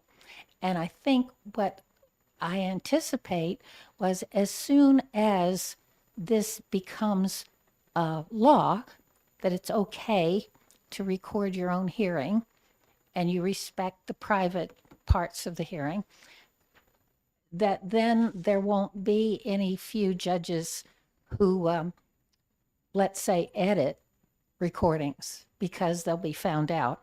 So it's not that we expect all judges, this is not an indictment of all courtrooms, but it is pointing out the necessity of stopping some who have a practice of not recording anything that they don't want anybody else to hear, which sometimes is chastising the person who's testifying. Will you take questions? Sure. Your pink card said you support the bill with amendments, and I'm wondering what that meant. I made a mistake.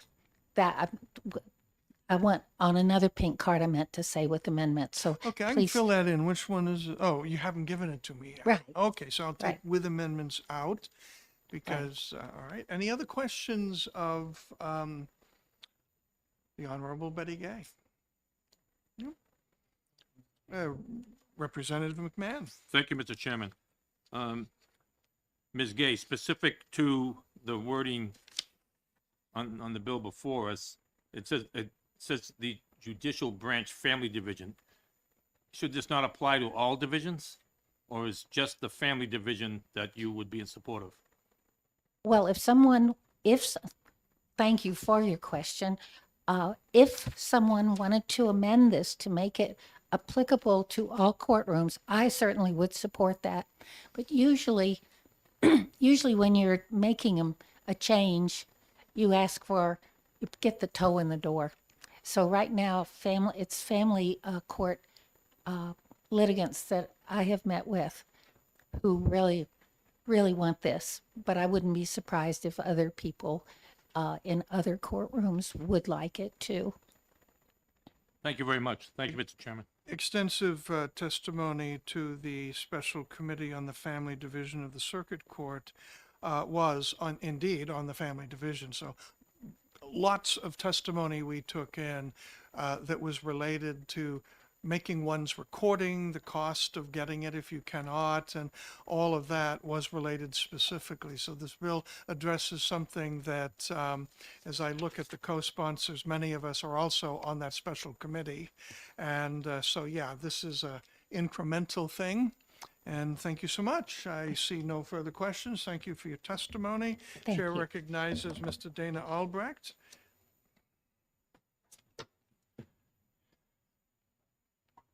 Welcome back to CFL. Good morning. Nice to be here. For the record, Dana Albrecht, Nashua, New Hampshire. Just very briefly, I strongly support this. To be fair, we should recognize there are existing mechanisms in place for recordings, either officially e-scribers or by asking the permission of the presiding judge, petition of WMUR. With that said, I've seen very inconsistent application depending on which courtroom you happen to be in across the state. So I think this would go a long way towards providing consistency. And the other sort of biggie is the accuracy of the record on appeal. Certainly in my own case, that's been an issue. Where recordings and transcripts have sort of not lined up. And while that might be unusual, I think it can and does happen. So anytime litigants have an opportunity to sort of have a backup to what's official, I think that would go a long way to restoring confidence in the system. And I'll leave it there. Thank you very much. Unless Will you have take any questions. questions? Seeing none, thank you so much for your testimony. Thank you. It's the observation of the chair that with the judiciary and our special committee on Family Division of Circuit Court, a number of us have found the judiciary to be highly responsive to concerns that we have brought. In fact, at one of our subcommittee meetings, they started reporting on what they were already doing that we were about to ask them to do. I mean, it was that good a relationship. So irrespective of the disposition of this bill, I find that what we have here will doubtless make some good suggestions to them. With that, Aaron Cregan, is that attorney Aaron Cregan? And wow, area code 202, the nation's capital. And you are, what do you do in the judicial branch? Good afternoon, Mr. Chairman. I'm the general counsel for the judicial branch. Lawyers needed lawyers. A lawyer's lawyer, if you will. I like that. And what would you wish to say to us here? I would first like to thank Rep. Kutab. She is always so thoughtful in all of the bills that she works on, and I know that I had opportunities to speak with her and that she thinks out many of the contingencies, and so I appreciate that she put a lot of work into this bill, and my purpose in coming here is not to take a position on it because the judiciary applies the laws. We don't write them. You do that. But I would like to tell you, if it's helpful to you, a little bit about our current process so that you can maybe give us feedback if you have it on what you might be hearing, for example, in the special committee is not working or is working well. As Mr. Albrecht correctly pointed out, since in re petition of WMUR, it has been the law of the courts that there is a common law right to record court proceedings that predates the First Amendment. It predates our state constitution. And so any person who wishes to record a court proceeding can do so using two processes. If you're a member of the media, you register and you simply notify the clerk each time you're coming to court to record. If you are not a member of the media, you typically complete a day pass. There are some people who record so frequently they're just interested in the work of the courts that they register just like the media does. But most people are only interested in one or two cases involving someone they know, and they complete a day pass that just says this is my name, my number, and the proceeding I want to record. And they give that to the clerk and it's approved by the judge before they come in. And the benefit from the court's perspective of having these forms is that there's very often a lot of interest in the same cases, particularly high profile cases. And you may have so many people who want to record that there is not space, that there have to be pooling considerations, that they're going to displace family members of litigants in the courtroom. So there are administrative things that the judge likes to have this information so that they can run their courtroom.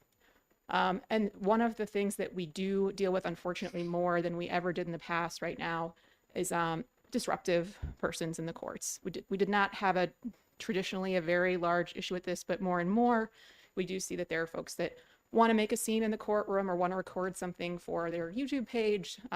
This is not your typical litigant. It's not the folks that you're meeting with who are talking about their own cases. It's a different sort of person that we're dealing with. And so the courts do forbid those folks from disruptive conduct. And it says explicitly in the guidelines to record into the courts, if you've been disruptive in the past, you may not be permitted to record the proceeding again. But that's not common, and it's typically the same small number of folks. One thing that the Supreme Court has issued in an order is, although there is a right to record proceedings, there's not typically a right to record in the common spaces of the courthouse. So you think of, for example, someone who's filing a domestic violence petition, a juvenile case that's being adjudicated. If someone is just recording the lobby areas of the court, potentially they're impeding on something that folks are not expecting to be recorded doing. And so the court issued an order that a person that was recording outside the courtroom could not do so, that's not permitted. You have an interest in the court proceedings, but not in bothering people who are trying to use the court facilities. And that's typically where we see the most issues, folks that are trying to record people as they're trying to file. And that if someone does violate that order, we do ask them to leave the courthouse.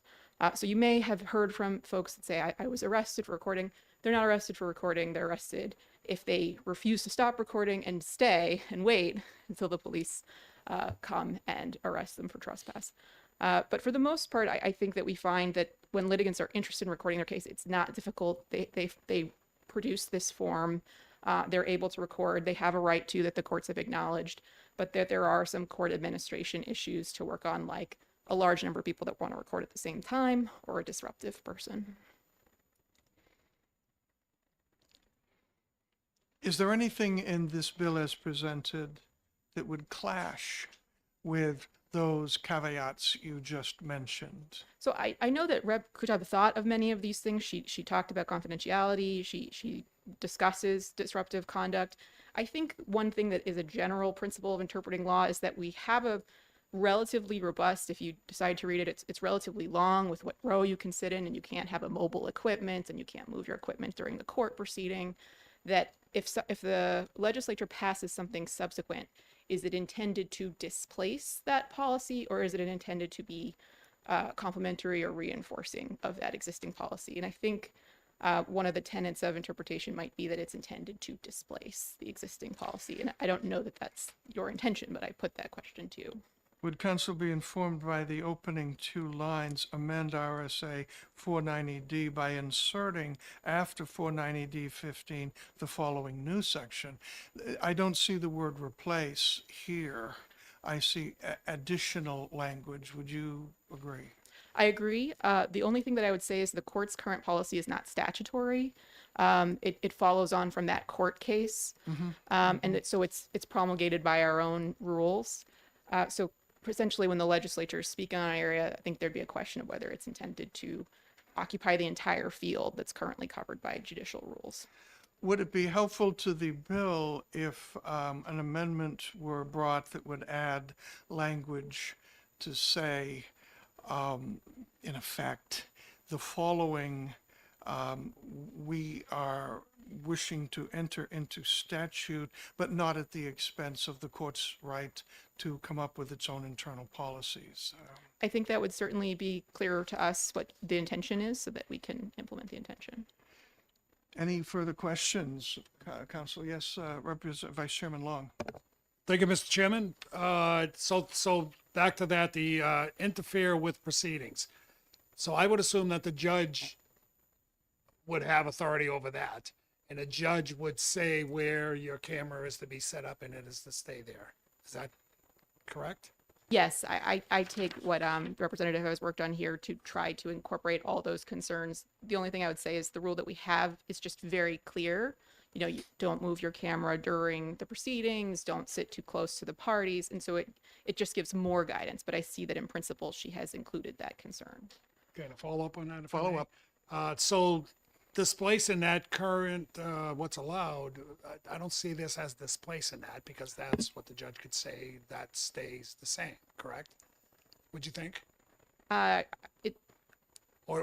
hear your intention. I think there's some folks that would take, there's an idea in the law of later in time, that's something that's later, if it's intended to occupy the entire field, that this is the full guidance, that it's intended to displace an earlier law. So that is just a question for interpretation, that someone would look at this and try to determine whether that's your intention. But I think it would be helpful to them to have, you know, your statements or any more clarity in the text about what it is your intention to do. Okay.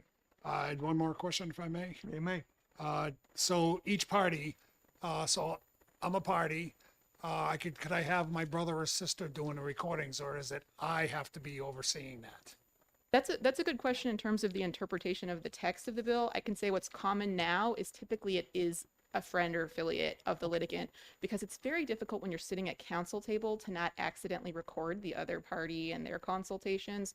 So and the judge typically does ask the recording to occur from the gallery. Okay. So it is usually an affiliate of the party. Okay, so that would be accepted other than myself as a litigant. It's accepted now. I don't know if someone else reading this would say, because it's each party, that it has to be that person themselves, but I see that that would potentially create an issue that you're having to record while you're at the table, and that can be a challenging place to record from. Thank you. As a co-sponsor of the bill and as chairman of the special committee, I would very much like to see this pass, but I would like it to pass in such a way that there is minimal confusion. We will not be able to exec the bill today because we do not have a quorum. And we will be going into an executive session on the bills of today and the non-exec bills from last week. We will be doing that in 2 to 3 weeks because the speaker very much wants these bills because we've got 700 of them and we have to move them through. Therefore, this is up to the bill sponsor. I realize once the bill is assigned to a committee, it becomes the committee's bill, but nevertheless, I give great leeway to the prime sponsor. If the prime sponsor is of the opinion that a little bit of language would clarify the possible question that might be raised later, that will be her call, and she could consult with you or indeed anyone. And if we can find acceptable language that keeps the purpose of this bill, which I think is laudatory, but anticipates any issues that may arise, then crank out that language, Representative Katab, and run it down to OLS and get it to us ahead of time. So when we exec, a member of the committee can present that. That's just what I'm saying to just about everybody who's been here last week and this week. I like to see things on consent. Anything less than that, I deem a failure. So see what we can do. Okay? Yes, Representative McMahon. Thank you, Mr. Chairman. Attorney Cregan, specific to the narrative in the bill and the comments that you made relative to common law in place, would this bill then speak to not allowing a judge to make a selective recording? I don't see that there is language in this bill on the recordings that occur on the court side.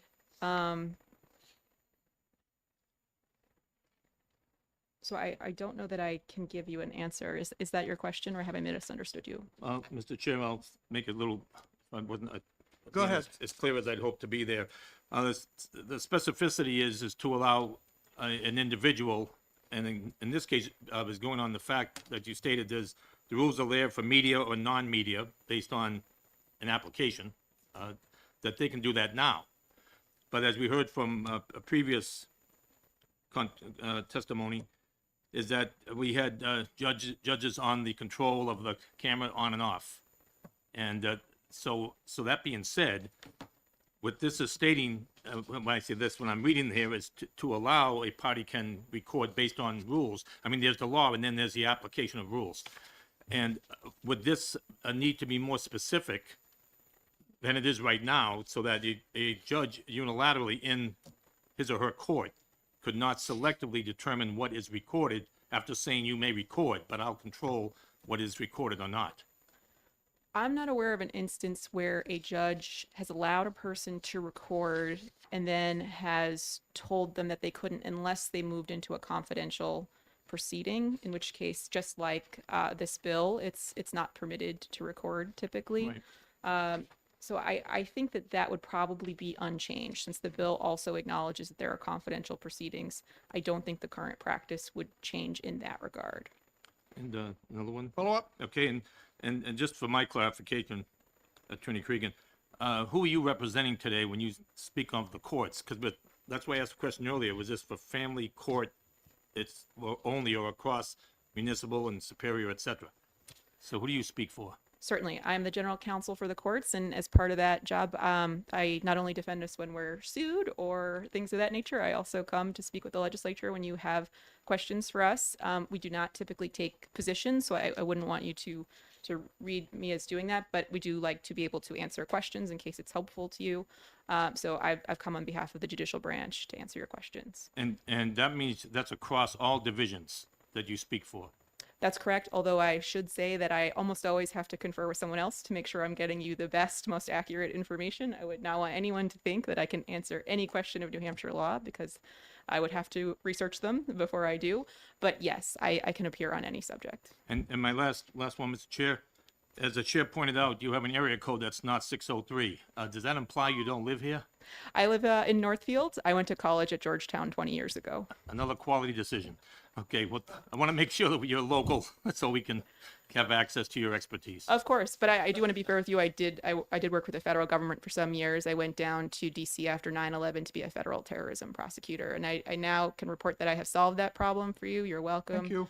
I'm only kidding, but I'm now back in New Hampshire where my family lives, so that is why I have a 202 area code. Well, just for the record, it's not my problem. You know what I'm saying? I want to make sure that where you were is that you're accessible, and then your guidance would be recognized immediately. Of course, I'm a state employee for the judicial branch. Thank you very much. Are you familiar, of course you are, with the Chevron deference? And are you familiar that what we're hearing from that, because I've been tracing this one for years, is that therefore it would be much better when the legislature speaks for the legislature to speak distinctly, because otherwise the bureaucracy interprets, and Chevron is narrowing that. So therefore, it is incumbent on the bills we file, the laws we seek to pass, that we say what we mean and we mean what we say, so that there is minimal second guessing. Would you agree? Yes, there's no doubt that everyone in the courts, the clearer it can be, the easier it is, because we want to implement what you intended. We don't want to accidentally do something other than your policy intention. Thank you very much. Except for Representative Bickford, whom I overlooked. Sorry. Thank you, Mr. Chairman. Thank you. I'm trying to envision how this works in the courtroom. I assume people often show up for court before the judge comes out of chambers. So are they going to have a sign up that says, okay, you can record this session? And then the judge would say, okay, not anymore, we're going to be confidential, like we would at a selectmen's meeting, say. But how, ahead of time, how would they know? How do you envision that? The public would just be told at the beginning of proceedings? I think it's typically when different cases might be called in the same, so one might be a confidential case and one might not be. Yeah. Oh, I'm sorry, not speaking into the microphone. But what typically someone does is it's a one-page form called the day pass, and you just put your name, contact information, and the case that you want to record, and you bring it to the clerk's office, and they will know how many people are requesting to record, and particularly if they have a numbers problem. So you can imagine for a very high-profile case, a lot of different folks might want to record who may not be members of the media, which is perfectly acceptable. And then there's an issue of making sure that there's space for everyone who wants to record, particularly if there's big, bulky equipment that they want to use and you don't want them to be disruptive to the proceedings. So typically folks put it on that day pass and it's all handed to the clerk, who then lets them know, yep, there's room for you, no problem. You can come on in. Or if there's some sort of issue that they can't. But I would say that's relatively rare. Because usually when there's a case that has that much attention, a high profile case, the media pools. They agree to use each other's footage. So it's relatively uncommon to have an issue arranging pool footage with members of the media. You're trailing off for me. My hearing's not that good. Usually when we have a high profile case and a lot of media outlets want to record at once, they pool their coverage so that they are using one camera feed. So usually we're able to accommodate that even if we have so many requests for coverage that there's not enough space. One more. Do you have, how much in advance do they need to, day slip, you said day something? Day pass. It's Pass. usually the same day. It's almost always immediately before the proceeding. Oh, okay. Thank you. Thank you for your testimony, and with that, I conclude the hearing on House Bill 1266. As I said, we cannot exec it today for lacking of a quorum, and if Representative Katab and you wish to meet, you have that right, and if not, you have that right too.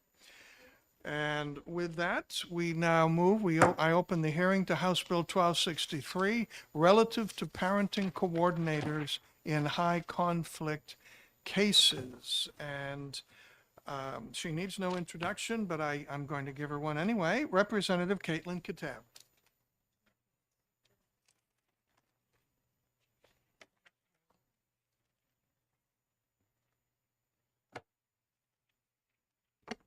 Thank you, Mr. Chairman and honorable members of the Child and Family Law Committee. Again, for the record, my name is Representative Caitlin Kutab, and I represent the town of Windham, Rockingham 17.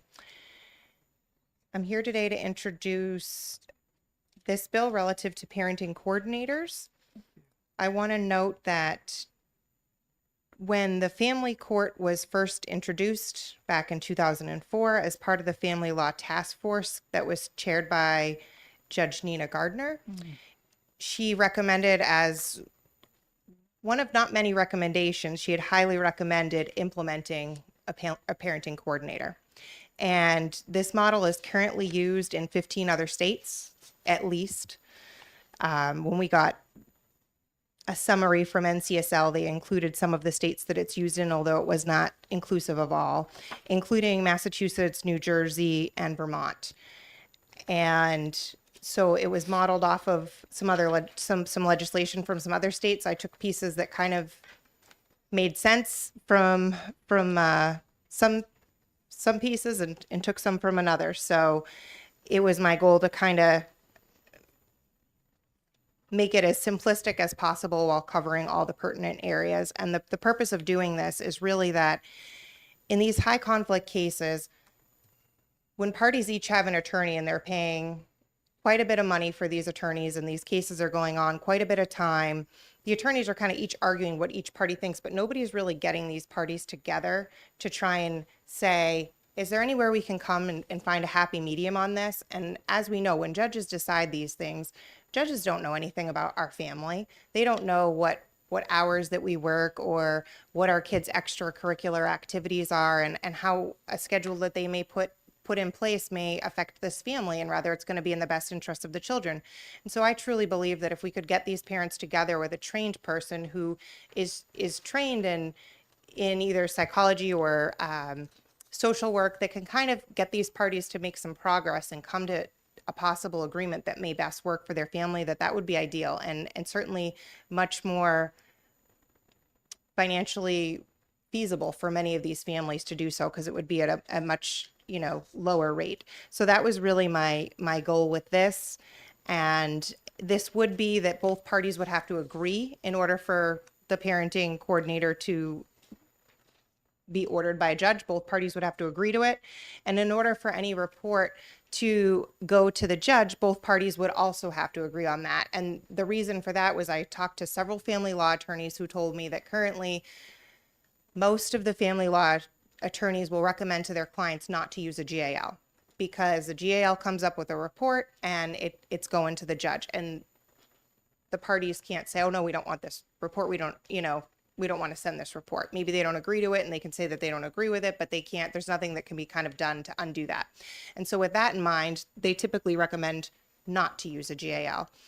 And with this, if they were going to recommend to their clients to use it and that they wouldn't need to have an attorney present in order to be meeting with the parenting coordinator in good faith here, they'd want to know that unless the parties had agreed to the final outcome, that this wasn't going to be used against them. And so that's really where this was kind of modeled from.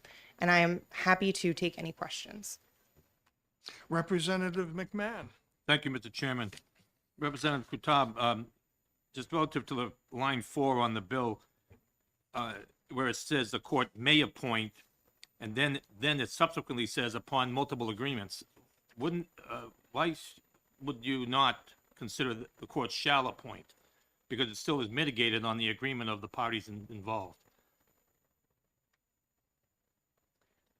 Perhaps, so the reason why is that one of the concerns when I was putting this in was related to domestic violence, and I didn't want to exclude domestic violence survivors from being able to use this tool if they wanted to use this tool. And so that's why I didn't explicitly put that in here, but I did state that they would have to agree to it. And I also said may, because maybe a judge really just thinks it's not in the best interest of these parties because of something else that's going on. And so I didn't want to make it a obligatory thing. One follow-up, Mr. Chairman. The follow-up is relative to the guardian ad litem, GAL, not being preferred. Would that not give the avenue that it still will be the preferred methodology for a GAL versus a professional parenting coordinator to be determined, the may versus shall? So currently GALs aren't ordered unless the parties are agreeing because the parties have to pay for them. So I would think that in my discussions with family law attorneys, they would much prefer this because it's, again, if the parties are agreeing on a final outcome of what they want to do with a parenting plan, then it's going to the court versus GAL. Even if the parties don't agree, there's a report that's going to the court. And so with that, there's a lot of holding back perhaps, or not fully going all in because you're talking in a reserved manner because you know that these things could potentially be used against you with a GAL versus that's not going to happen with a parenting coordinator. Right. Okay, thank you very much. Thank you, Mr. Chairman. Anyone else? Representative Bickford. Thank you, Mr. Chairman. Thank you. Down on line 25.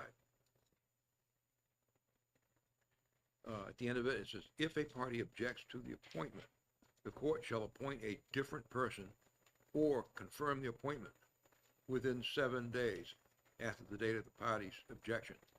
So does that force somebody into it? It's the way I read it anyway. So this is requiring that the parenting coordinator shall disclose to each of the parties if there's any potential conflict of interest. And if there is one, then it's offering the party 7 days to object to that. And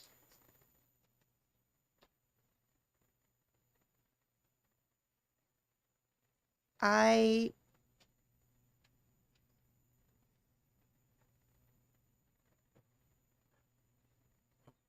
I may. Yeah. I'm hung up on the court shall appoint a different person or confirm it. Is that what you're looking at too? yeah, Yeah. Okay. I'm happy to look at that language further with you afterwards. Okay. And if I may, But that's if the court chooses to appoint somebody in the first place. Yeah, go ahead.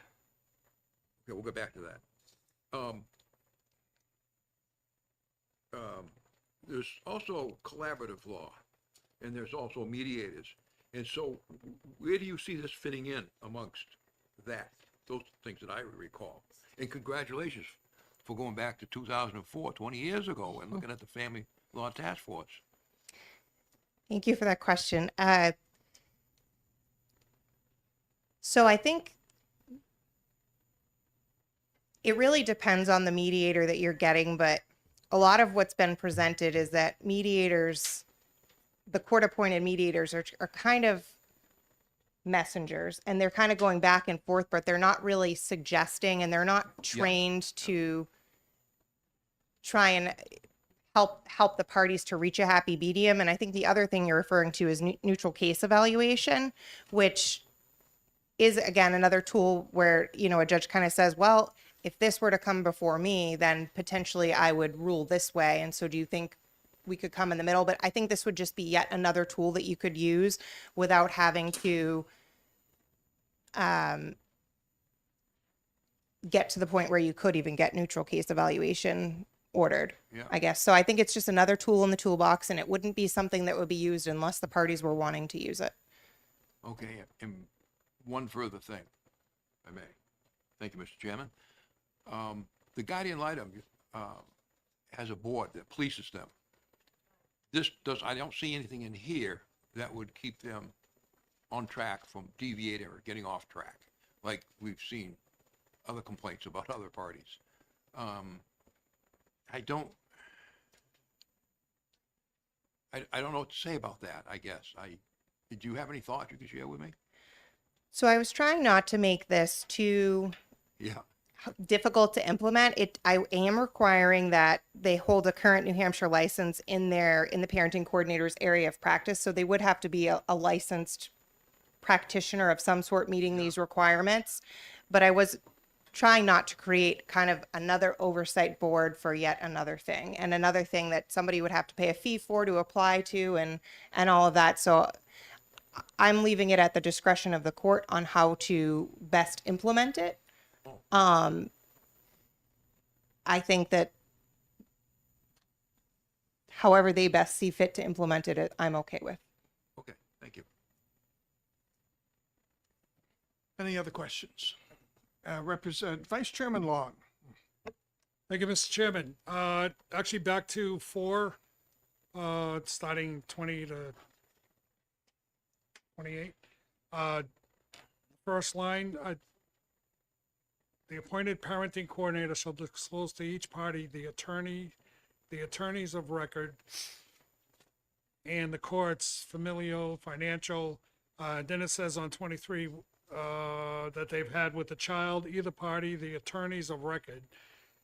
That's not a duplicate, correct? That's, you got to disclose to the attorneys of record of any relation you have, including with the attorneys of record. Correct, because there has been parties that have mentioned in the past what they perceive to be a conflict of interest because the other attorney perhaps had a relationship with the GAL or in the law firm of some sort. So I just want it to be abundantly clear, if there's any conflict of interest in any way, it's got to be disclosed. Okay, and a follow-up? Follow-up, yeah. Thank you. So what I'm thinking is, after a lot of these hearings and hearing these complaints, it seems to me that the attorneys of record would be problematic because the parents are choosing. So if I'm a litigant and there's a relation, and my relation was I happened to be on another case,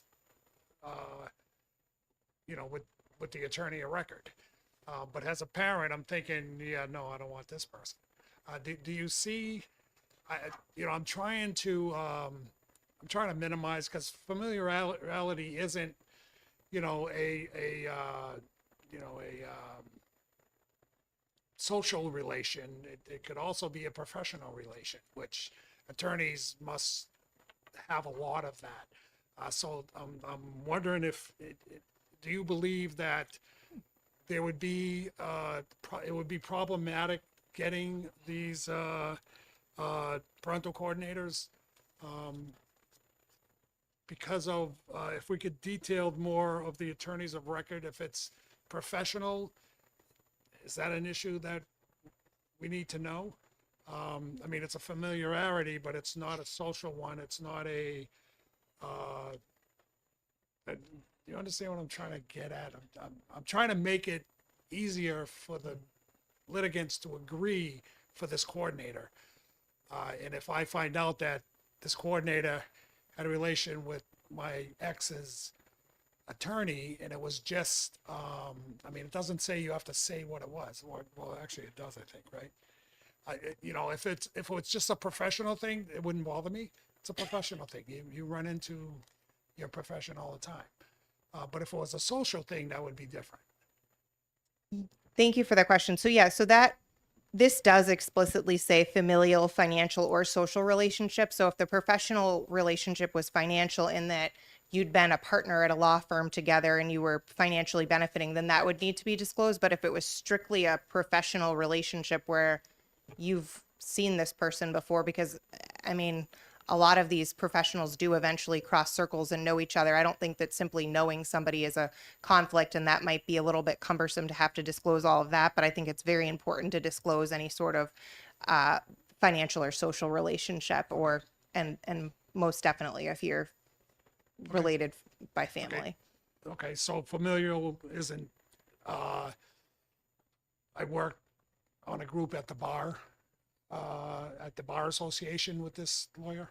So familial was intended to mean that it was a family member. Okay. Yeah, so I can just double check that definition there. That was used in a few different state statutes, but I can just check that we have a definition of familial somewhere in ours.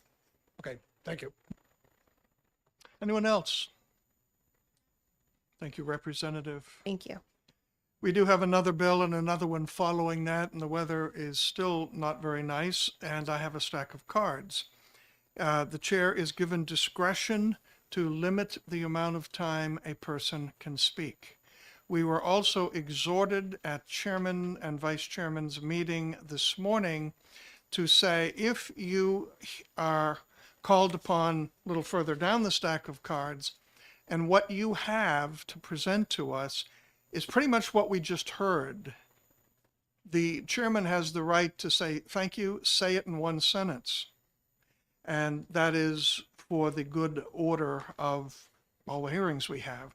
So with that in mind, I'm going to give the remaining speakers 3.5 minutes, and I've got a watch, and at 3 minutes, I'll hold up my hand or wave, which means you wrap it up in a half a minute.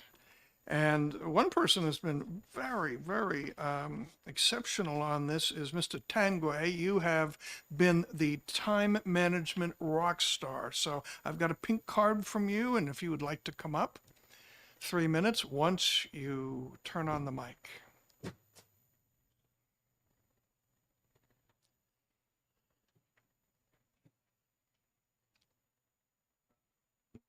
Thank you, Chairman Pearson. I wanted to just start out with discussing the previous bill that I was listening to. I am in support of the That will bill. take out of the minutes here if you wish. Yes, but go sir. ahead. For the recording in the court, I do agree with that. However, there's an amendment that I will suggest, and I know that you're not able to exec these right now, but the restrictive language, Article 8 says that the government shall be held accountable, and that allows, in my opinion, for us to record in the courts. And so therefore, I ask that you guys remove from the bill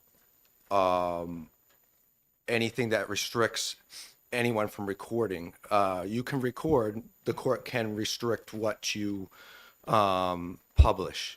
Okay. So even if something's private. Now Thank you. to this bill, I am in support of this bill. I think it's a great bill. There was a lot of care that was put into it. For one thing, that the parties get to decide at the front end to use the court services, and then on the back end, before anything's submitted, they're able to decide whether or not to do that. There is one thing that I am concerned with, though, however, and that is the requirements to become a appointee to help out. I think that that is restrictive. I think that we do need some more people who might be interested in family law and families that aren't in the echo chamber of the legal construct, and those requirements to have, I agree with the requirements to have training. However, the requirements to have a specific education, I have a GED, I'm articulate, I'm well-read, I can understand these laws. And I think that will alleviate and bring some other people in, providing that they do go through the training.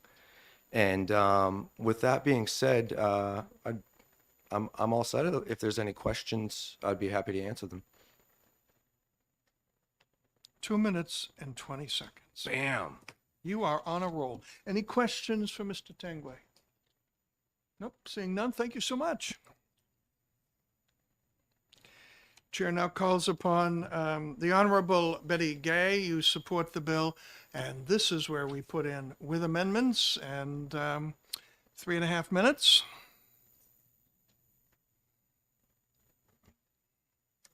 Thank you, Mr. Chairman. I have a few questions.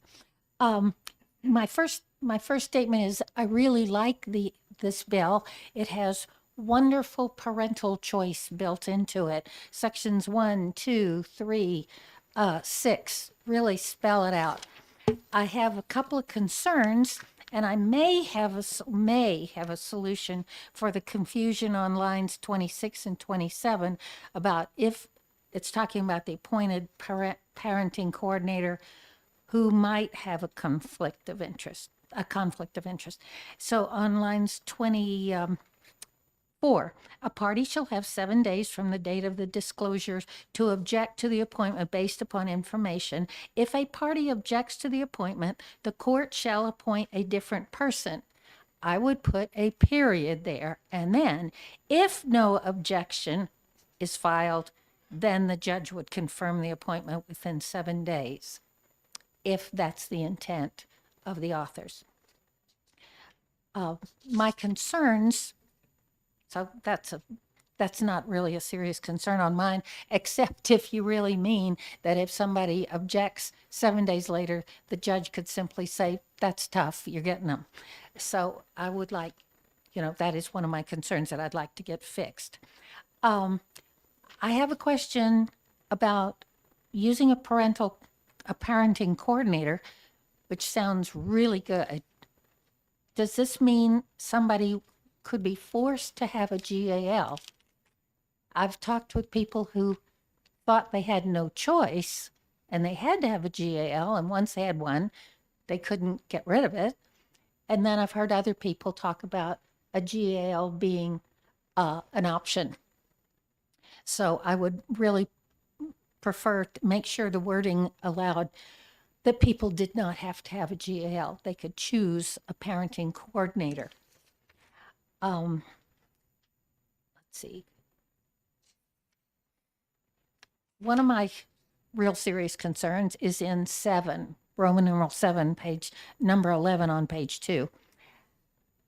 A parenting coordinator appointed by the court shall be immune from civil liability in any claim for injury. Family court, and that's where I'm coming from, is family court has lots of people who are immune. And no matter what awful thing happens, the litigant is pretty much stuck. If they get a decree that cites things that are factually inaccurate, they cannot even appeal based on factual inaccuracy. So I'm very concerned about somebody else, like a GAL too, somebody else being granted immunity from civil liability. I think, Roman numeral 5. How many seconds do I have? You have half a minute. Okay, I'm concerned about the fees and costs in Roman numeral 5. They shall be paid by the parties equally, and if we really do divorces and split down monetary values in the middle, then they'd be equal. Unless the court enters an order directing otherwise, again, if the parenting coordinator can recommend one person pay more based on their party's failure to work in good faith, it could just be that the parenting coordinator has had it with them and they're getting even. So that's my concern, that I don't think I really like Roman numeral 5 either. Thank you so much. Any questions for the former Representative Gay? Thank you. Seeing none, thank you so much. And the chair now recognizes for 3.5 minutes, Tim. I'm sorry, sir. Ted. Oh, I'm sorry. All right. Hey, Chairman Parsons, I am a victim of high conflict divorce situation that requires a significant amount of interaction with the court. We've been divorced for 10 years, and she has been held in contempt 6 times and has been arrested for it. So I am experienced with this. While I wholeheartedly support this bill, the issue at hand is the effectiveness of the parenting coordinator. Because we have worked with parenting coordinators in my experience that have I'll use a psychology background, and they do not want to put in hard decisions, hard requirements for the parents to enact. Typically, and we have found, is that a parenting coordinator with a legal background will come in and make a decision enforcing an action that is required. So while I support the bill, the lack of effectiveness, the lack of ability to make changes, the lack of ability to hold. Sir, yes, sir. Get the mic in front of you. I have it on. It's not showing on here. Now it is on. Apologies. Do I need to restate? No, I we carry all heard, myself fairly all well. picked up from you. Thank you. So my concern is that the parenting coordinator does not have the authority, if not granted specifically by the judge, in order to make change in effect. In effect, we'll call it a penalty. If one parent overacts, one parent does not comply with an order, one parent does not do what's in the best interest of the children. If you're just there and they try to effect a mediated solution, and one parent is not open to doing that, then it creates a situation where the parenting coordinator has their hands tied and can't do anything. So parents could be spending money and one parent just doesn't agree, therefore doesn't affect any, no change is made, and it's a waste of money. That's been my experience. I worked with Dr. Garber down in Nashua, and he wasn't able to affect change. Any questions for the witness? Thank you for, yes, go ahead, Chairman Vice. Thank you, Mr. Chairman. So in your experience with the 10 years, you have had a coordinator. Parenting, have you had a parenting coordinator? I've had 3 coordinators. Okay. Right? Dr. Garber being one of them, another lawyer being another one, and then another lawyer being another one. The issue became, my ex-wife's ability to pay. Therefore, I was funding all of it, and there was no, let's say, ability to enforce a decision. Okay, and a follow-up, if I may. I mean, I respect your opinion with this next question. Is do you sense that you and your ex would have agreed with a parenting coordinator? Initially, we agreed with bringing on Dr. Garber, and then Dr. Garber in the psychological profile side, the psychologist side, at Dr. Garber, we both agreed, in front of him to certain solutions for our children. And then she just stopped following them. Right. And then Dr. Garber was like, okay, you did this. There's no penalty to my ex-wife for not following what was agreed upon. Yeah, but with respect to this bill, both parties have to agree. Do you see a complication with that? I do, because if both parties can agree, and it can be a great relationship and great thing, but if one of the parties violates the agreement that is, that you've talked about in working with a coordinator, there's no ability to enforce unless you go back to the court, file a motion, and do that. Right. Follow up, if I may. Just Follow up. Articulate this better. Yeah, what I'm meaning is that both parties have to agree to the parenting coordinator. Yes. Do you see complications with that? Like in your case, do you I think you could agree? I know you agreed with one. You had 3, I think you said. That's correct. We agreed to a coordinator, right? That was fine. Okay. That was established. Okay. In the sessions with the coordinator, with Dr. Garber, there was agreement on how to approach certain challenges with different kids. And then she just violated that agreement. Right. That's what I'm referring Okay. to. But as far as agreeing to the coordinator, That's correct. that's okay. Yes. Okay, great, thank you. Representative Bickford. Thank you, Mr. Chairman. Thank you. If you're already using a parenting coordinator, why do we need a bill for a parenting coordinator? Is there something special in the bill? My view on the parenting coordinator holistically, generally, is correct, that there is a need for it, right? Such that people are made aware of it. Not everybody is made aware of it. We were made aware of it in our divorce proceedings. That's absolutely necessary.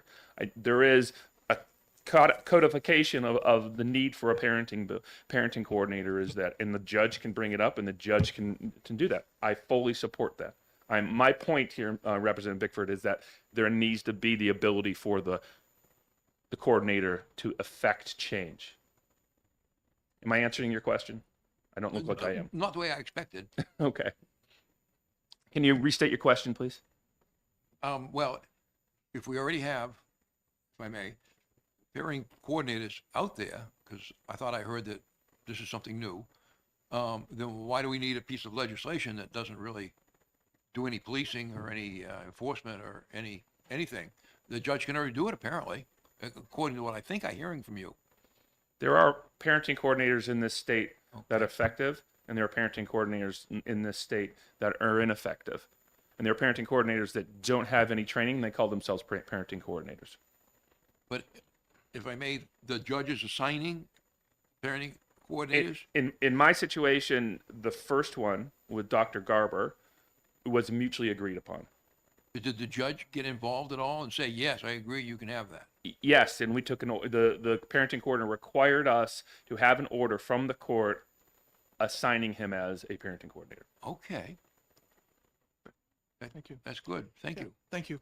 Thank you for your testimony. Yes, sir. Chair would like to call back Representative Katab to answer that question, because you filed the bill. I know, I'm a co-sponsor, but if we have parenting coordinators in the state, what does this bill add? Yeah.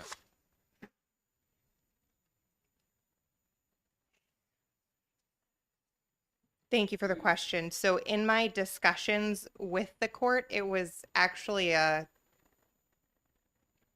idea from them to explore this. They thought that it would be helpful at one point. And I don't think that perhaps all of the judges are even aware that maybe that there are some that are privately doing it. However, I'm not sure that something exists right now for the judges to actually order one to be used. I could see if the parties if they're told like, hey, you can do this if you want to do this, but I don't think there's anything right now that's permissive for the judges to currently order them. But And I'll let yet this the gentleman court has speak had to 3 that. of them. Well, he was told that he could have them, but he didn't state that he was ordered to do so by the court or anything. The court one of the judges made him aware that he could do it. The bill before us does not order it either. Well, it's permissive that they are able to order it, Right. but it's not, I'm not sure that they're currently able to do so. Okay. To your knowledge, are there presently academic or professional qualifications in place that this bill now adds? Not to my knowledge. To your knowledge, in the coordinators presently serving, is there 24 hours of training in fields, or does this bill add it, to your knowledge? This bill adds that, and to my knowledge, there wouldn't be something exempting a report going to the court unless both parties agree without this bill. And I think that's a big pause that I heard from several family court attorneys that I spoke with, that they wouldn't advise their clients to use one unless both parties had agreed that the report would be going into the court, because they wouldn't want something to go forward that one party likes and the other party doesn't like. Is there anything else in this bill that I haven't thought of that this bill may be adding to what presently exists? Well, also, there's the requirement for the disclosure if there is a conflict of interest, which I know that that's been something that's come up many times in regards to the GAL thing. I know that there was an issue that the Judicial Conduct Commission had gotten involved with a judge who had appointed a GAL that was that had very much so a social relationship with her family. So this would also protect for that. So I think that there's several things in here that would be provided that are not currently provided for. Good. I think that answers Representative Bickford's question. Thank you for the clarification. Thank you. While she's here? Yeah. Vice Chairman Long. Thank you, Mr. Chairman. So Representative, I just need to clarify, my understanding was in the family court committee, there were high conflict, parenting coordinators were high conflict. My understanding that it wasn't on all the high conflicts. It was the 6, 7, 8, 9, 10 years, and there were a shortage of them.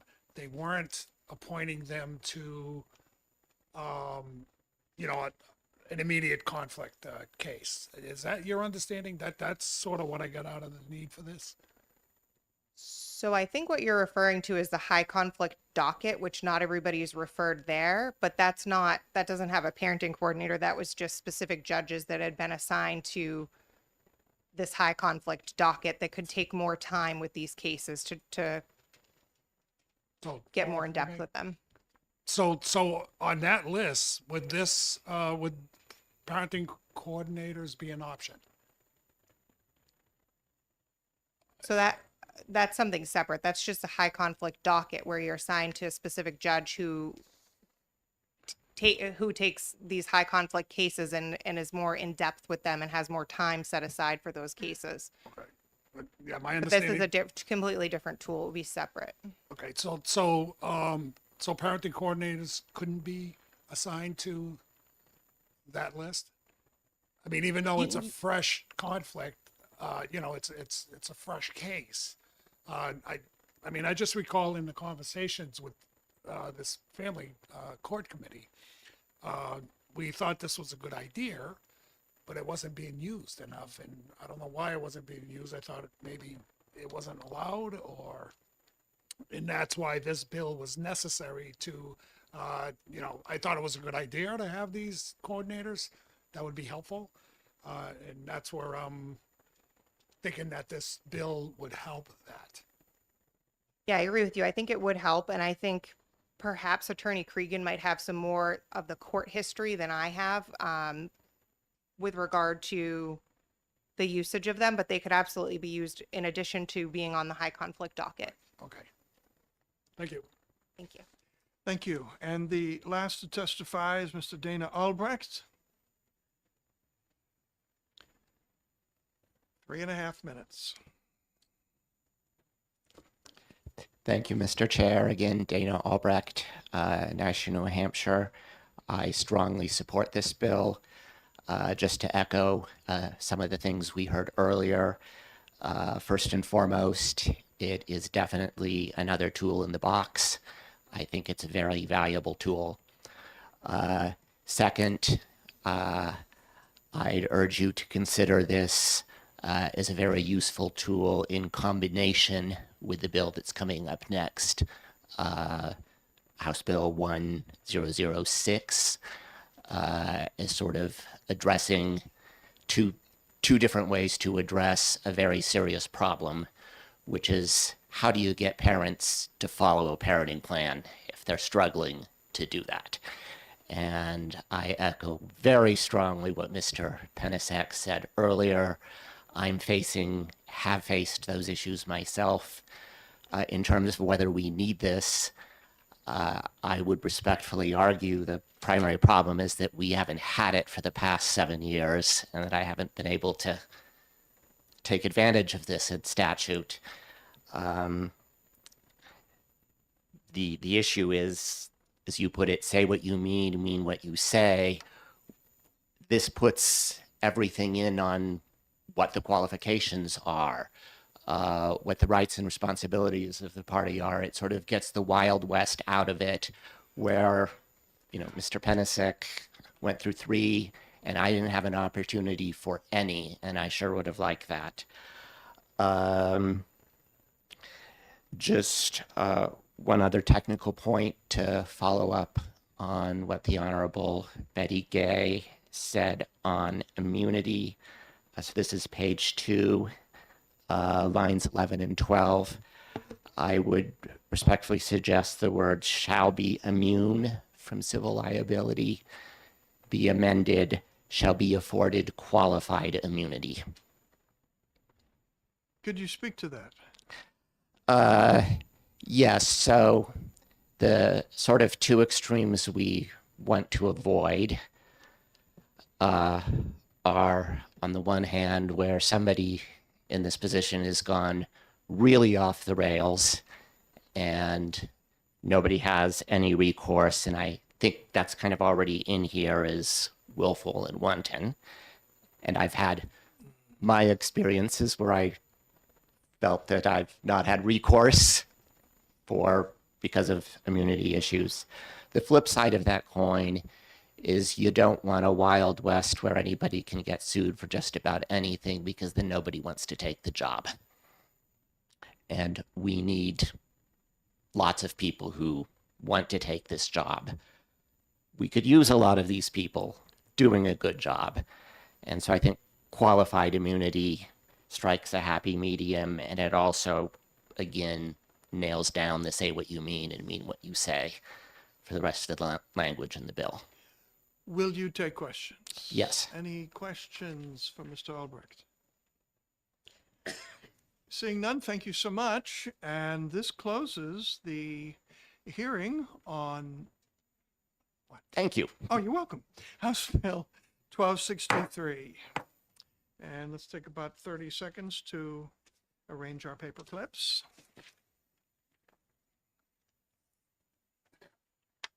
Once again, we cannot exec the bill today because we lack a quorum. We will do it in 2 or 3 weeks. There is no mandate for any amendment to this bill, but it's possible, and if so, make sure it gets done in advance so we can see it just before our exec session, and it will be then presented by a member of this committee. And now I open the hearing on House Bill 1006 relative to creating a family access motion for the enforcement of parenting plans. Prime sponsor, Representative Katab. Please come on up.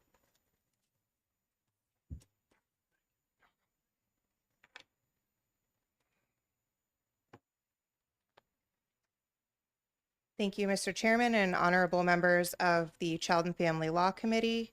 I'm Representative Caitlin Kutab, representing Windham, Rockingham District 17. The reason for this family access motion bill is that we currently have on the books 461-A:4, which is a contempt motion. And the way that that statute's written, it requires that a contempt motion be reviewed, and I put an emphasis on the word reviewed, by the court within 30 days. And so what that means is just that they need to take a look at it. It doesn't mean that they need to take any action. It does not mean that they need to call a hearing. And there have been some cases where it took multiple years before a hearing was actually held on these. And so I think at the end of the day, when we have some of these high conflict cases and there's finally some sort of an agreement reached, we have, or there's been one that's court ordered, we have a parenting plan in place, and then one parent is not following the parenting plan, there's not a whole lot that the parents can do, because the police will tell you, well, you have to go back to court. And then if you file the contempt motion, the court doesn't always hear it very, very timely. And so this was modeled off of legislation out of Missouri. And when they implemented this, they actually had a decrease in some of the conflicts, because it was enough to kind of scare the other party that, wow, there can actually be these consequences if I'm not following the parenting plan. And I do want to say that there is an emphasis in section 4 that it's really the visitation piece that we're giving these punishments out for. So this isn't, you know, the parent is not sending Susie in the clothes that the other parent wanted them to come home in or whatnot. This is, you know, you're not following the visitation that you should be, and you're withholding the child from the other parent. And I think there's been an increase in many states with these, with this being an issue. And we want to be on top of this and address this and ensure that parents aren't missing out on that important time as their kids are growing up. So that's what this seeks to do. Questions? Anyone? Representative Bickford? Thank you, Mr. Chair. Thank you again. I have a card. On line 5, and I see it again on line 16 and 18, and they used the term visitation, which New Hampshire, we don't use that anymore. We use parenting time and just parenting time. So I think it would be important to change that to New Hampshire language. And you'll find that in the Family Law Task Force booklet. Thank you for the question/recommendation. I appreciate that, and I am happy to amend to state parenting time in there instead of visitation. Super. While you're up, do you see any other places where the language should be brought better into No, as conformity? far as, is there more? I think it's lines 15 and 16, and I will take care of that. Okay, that's the only thing I caught. Into your mic. 18 as well, okay. And Representative Long? Oh, I did, well, you get back to me. You want me to go ahead, or? Anybody? Well, on the specific thing of language changes while we remember it, okay. then we'll come back to you, okay? You thought you saw. Line 28 also. Line 28 is enforced visitation rights. Thank you. And I'll remove the custody part as well, just to say parenting time instead of custody or visitation. Good job, Eagle Eyes. Representative Bickford, you may proceed Thank with your you, question. Mr. Chairman, and thank you again. There's another statute, I think, I'm gonna guess that it's 633:4, I think. But it's about interference with custody, or interference with parenting time. And a lot of people have spoke to it and said, hey, how come the police don't go and get them? That's a crime. And it actually is a crime in that statute. I don't know if you're familiar with it or not. You are, okay. Well, some of the problems I've seen is people will complain and say, you know, she or he is not, you know, get the children to me when they should. And that should be a crime. And so I go like, well, how late are they? Well, 15 minutes later. That's my time. And I go like, well, that's kind of petty. And so I've always wondered, well, what would be reasonable for the cutoff point to say, yeah, it's interference, it would be criminal, and what should go down this line or down this lane here, as I might call it. Any thoughts on that? Thank you for the question. So I think with the interference statute, I think it also involves like removing the child out of the state for the purpose of withholding them from the other parent, essentially during their parenting time, is what I think it kind Stronger of. penalty there. Yeah, I think that kind of is what it talks to. But, you know, I didn't, when I read through when this was implemented in Missouri, and this was many years ago that it was implemented in Missouri, I think it was almost 20 years ago. I have the number in my notes, but one of the things that they had mentioned in there was that they didn't want to mention a specific number of minutes or something that a party was late, because what they didn't want was to create another problem where somebody said, oh, well, this statute only applies if I'm more than a half an hour late. So I'm going to be 29 minutes late dropping off the kids every time, because that's certainly not, you're not acting in good faith. And I think in that point, if somebody is habitually always dropping their kids off 29 minutes late, that would be more reasonable, right? This is giving the judges the discretion here and to decide what is or isn't reasonable. And I'm not sure that we should define that. I would hope that a party is not going to file something like that. And if they do, then they're paying a filing fee, you know, to go ahead and file that. So I would hope that it would be for good cause. Okay, thank you. Any other questions? Representative Long. Thank you, Mr. Chairman. Yeah, just more clarity on parenting time. What you're saying is the actual parenting time. So, like in the parenting plan, I pick up the child when I'm getting the visits. They pick up the child when it's time for them.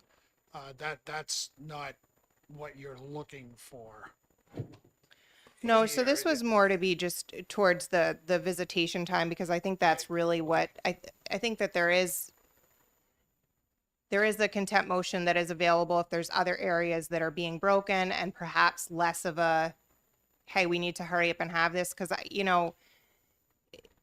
I actually saw a video on TikTok 2 nights ago where a judge had ordered that basically a parent had violated a DV order. And so because of that, the mom withheld the child from the father. And by the time the order was actually heard, it wasn't until January. And so at that point, between September and January, much parenting time had been dismissed. And the judge said, well, I understand, but I didn't change your parenting order as part of that DV violation. So you still violated that. So now you need to give him the kid for 67 days straight. And so I think we've got to make sure that we're not waiting such exorbitant amounts of time that it could be putting somebody in danger. And I think there's a lot of discretion into if an emergency ex parte hearing is going to be issued, right? But I think also we've got to keep in mind that if it is over a year at that point that one parent's kept the child from the other parent, that parent's missed all that time, and that child, if they're young, they're going to be uncomfortable probably going to that other parent's house. They've experienced alienation at that point. So a lot's really at stake, and that was why I think it's important that these issues are addressed quickly and timely, yeah. Especially for the visitation piece versus some of the other pieces may not be as important to quickly address. Right. Thank you. Seeing no hands up, thank you so much for your Thank you. testimony. And the chair recognizes Dana Albrecht, who has already whetted our appetite on this one. Thank you, Mr. Chair. Again, Dana Albrecht. This bill is desperately needed. If there was a single bill, other than perhaps the shared parenting, that we could get passed, this would be it. In my opinion, I am one of these cases. I saw my oldest son last night because he lives with me. I've seen my younger children perhaps a grand total of 30, 40 days total over the past 7 years. And that's not because that's what the parenting plan said. It gave me substantially more time. It simply wasn't followed. Also, in my specific case, I've had a contempt motion filed, I'm going to say November 1st, 2019. No hearing was ever held on that. To get even an order on it took several years. And on appeal to the New Hampshire State Supreme Court to construe the existing statute, they said that was essentially okay because of the way the existing statute was written, which says to me, you really need to amend the statute.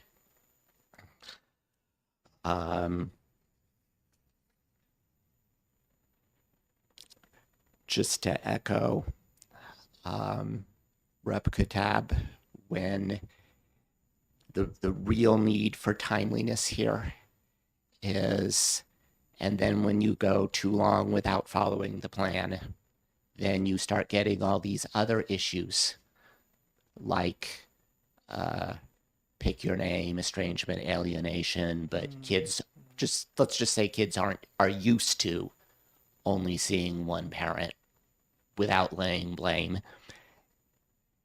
And that creates even more problems.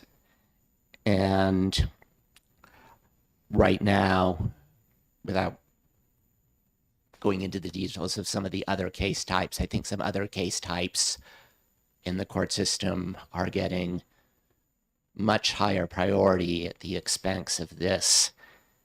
And kids need their parents. If there's not a really good reason for them not to be with them, and to allow a child to go years without seeing a parent because it's not a priority on the court's docket is just wrong. It needs to be the highest priority on the court's docket. That's all I have to say. Thank you. I'm trusting with the 7 new judges being appointed, and it looks like we may be getting 7 or more in the next budget. I'm hoping some of these backlogs will go away, but I agree with you. Yeah. Any questions for Mr. Albrecht? None. Thank you very much. And thank you when you gave testimony to the special committee as well. Thank you. Welcome. And next, the chair recognizes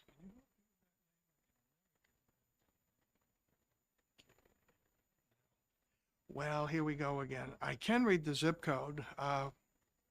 Mr. Atkinson, would you please come forward, counselor, and help me get the name? And I apologize. I'm sorry. It's my name is Jay Markel, and Jay my- Markel. Yes, my handwriting is god awful, and Uh-huh. I apologize for it. That's all Mr. right, Chairman. but you do zip codes great. Yeah, that's zip code is correct. Yeah. good. I first, as an opening statement, I'll try to be brief. I certainly recognize the agony that parental disputes create. I'm certainly sensitive to what was said before about the need for appropriate enforcement of parenting plans. The one thing is that when I look at the proposals in this statute, a lot of them already exist and simply need enforcement. You have broad remedies do already exist in the system. RSA 461A deals basically with modifications of parenting plans, and it also has a couple of flaws in it. But I'm getting a little ahead of myself, because what we have is actually can be addressed in an upcoming bill that's been proposed on contempt. And with just a few amendments, you can really put some teeth into parenting plans. I'm thinking of, and I really don't want to get ahead of myself, but probably have to, on House Bill 1192 FN, which the committee may address in its discretion at some future time, dealing with contempt.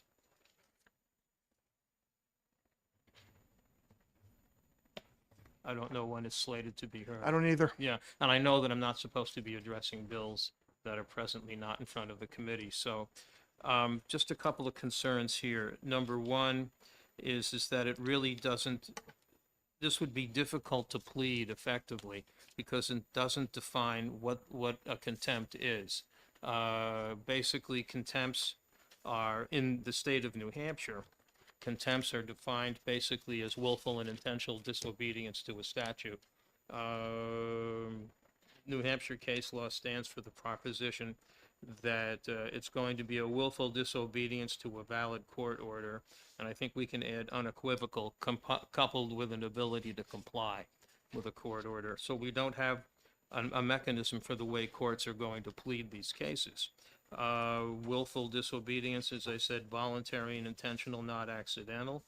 The other thing is you don't really show what the standard of proof is going to be able to show somebody is in contempt. Generally speaking, the standard is preponderance of the evidence. However, when I look at some of the protocols for parenting and things like that, looking at family court protocol rules, which are considered best practices but not binding on the court, you look and you find sometimes it's clear and convincing, and then sometimes the word unequivocal is used. So this bill, as it stands presently, is going to present problems for pleadings.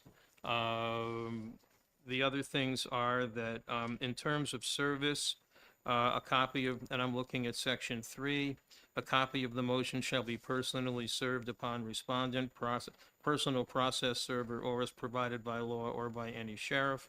Procedurally speaking, there are two ways you can look at it. One, if you're bringing a new case on a petition for contempt, typically once they're filed, they come with instructions for service by the petitioner or plaintiff, and they tell them how to do it right in there. And it's right in the notice from the court. And they give them dates to serve, and they say it's going to have to be served by a sheriff. So they have instructions in there. Because it's kind of a little schizophrenic, but in the nature of things, if you have an existing case and you file a motion for contempt, service on a party or by mail is usually sufficient.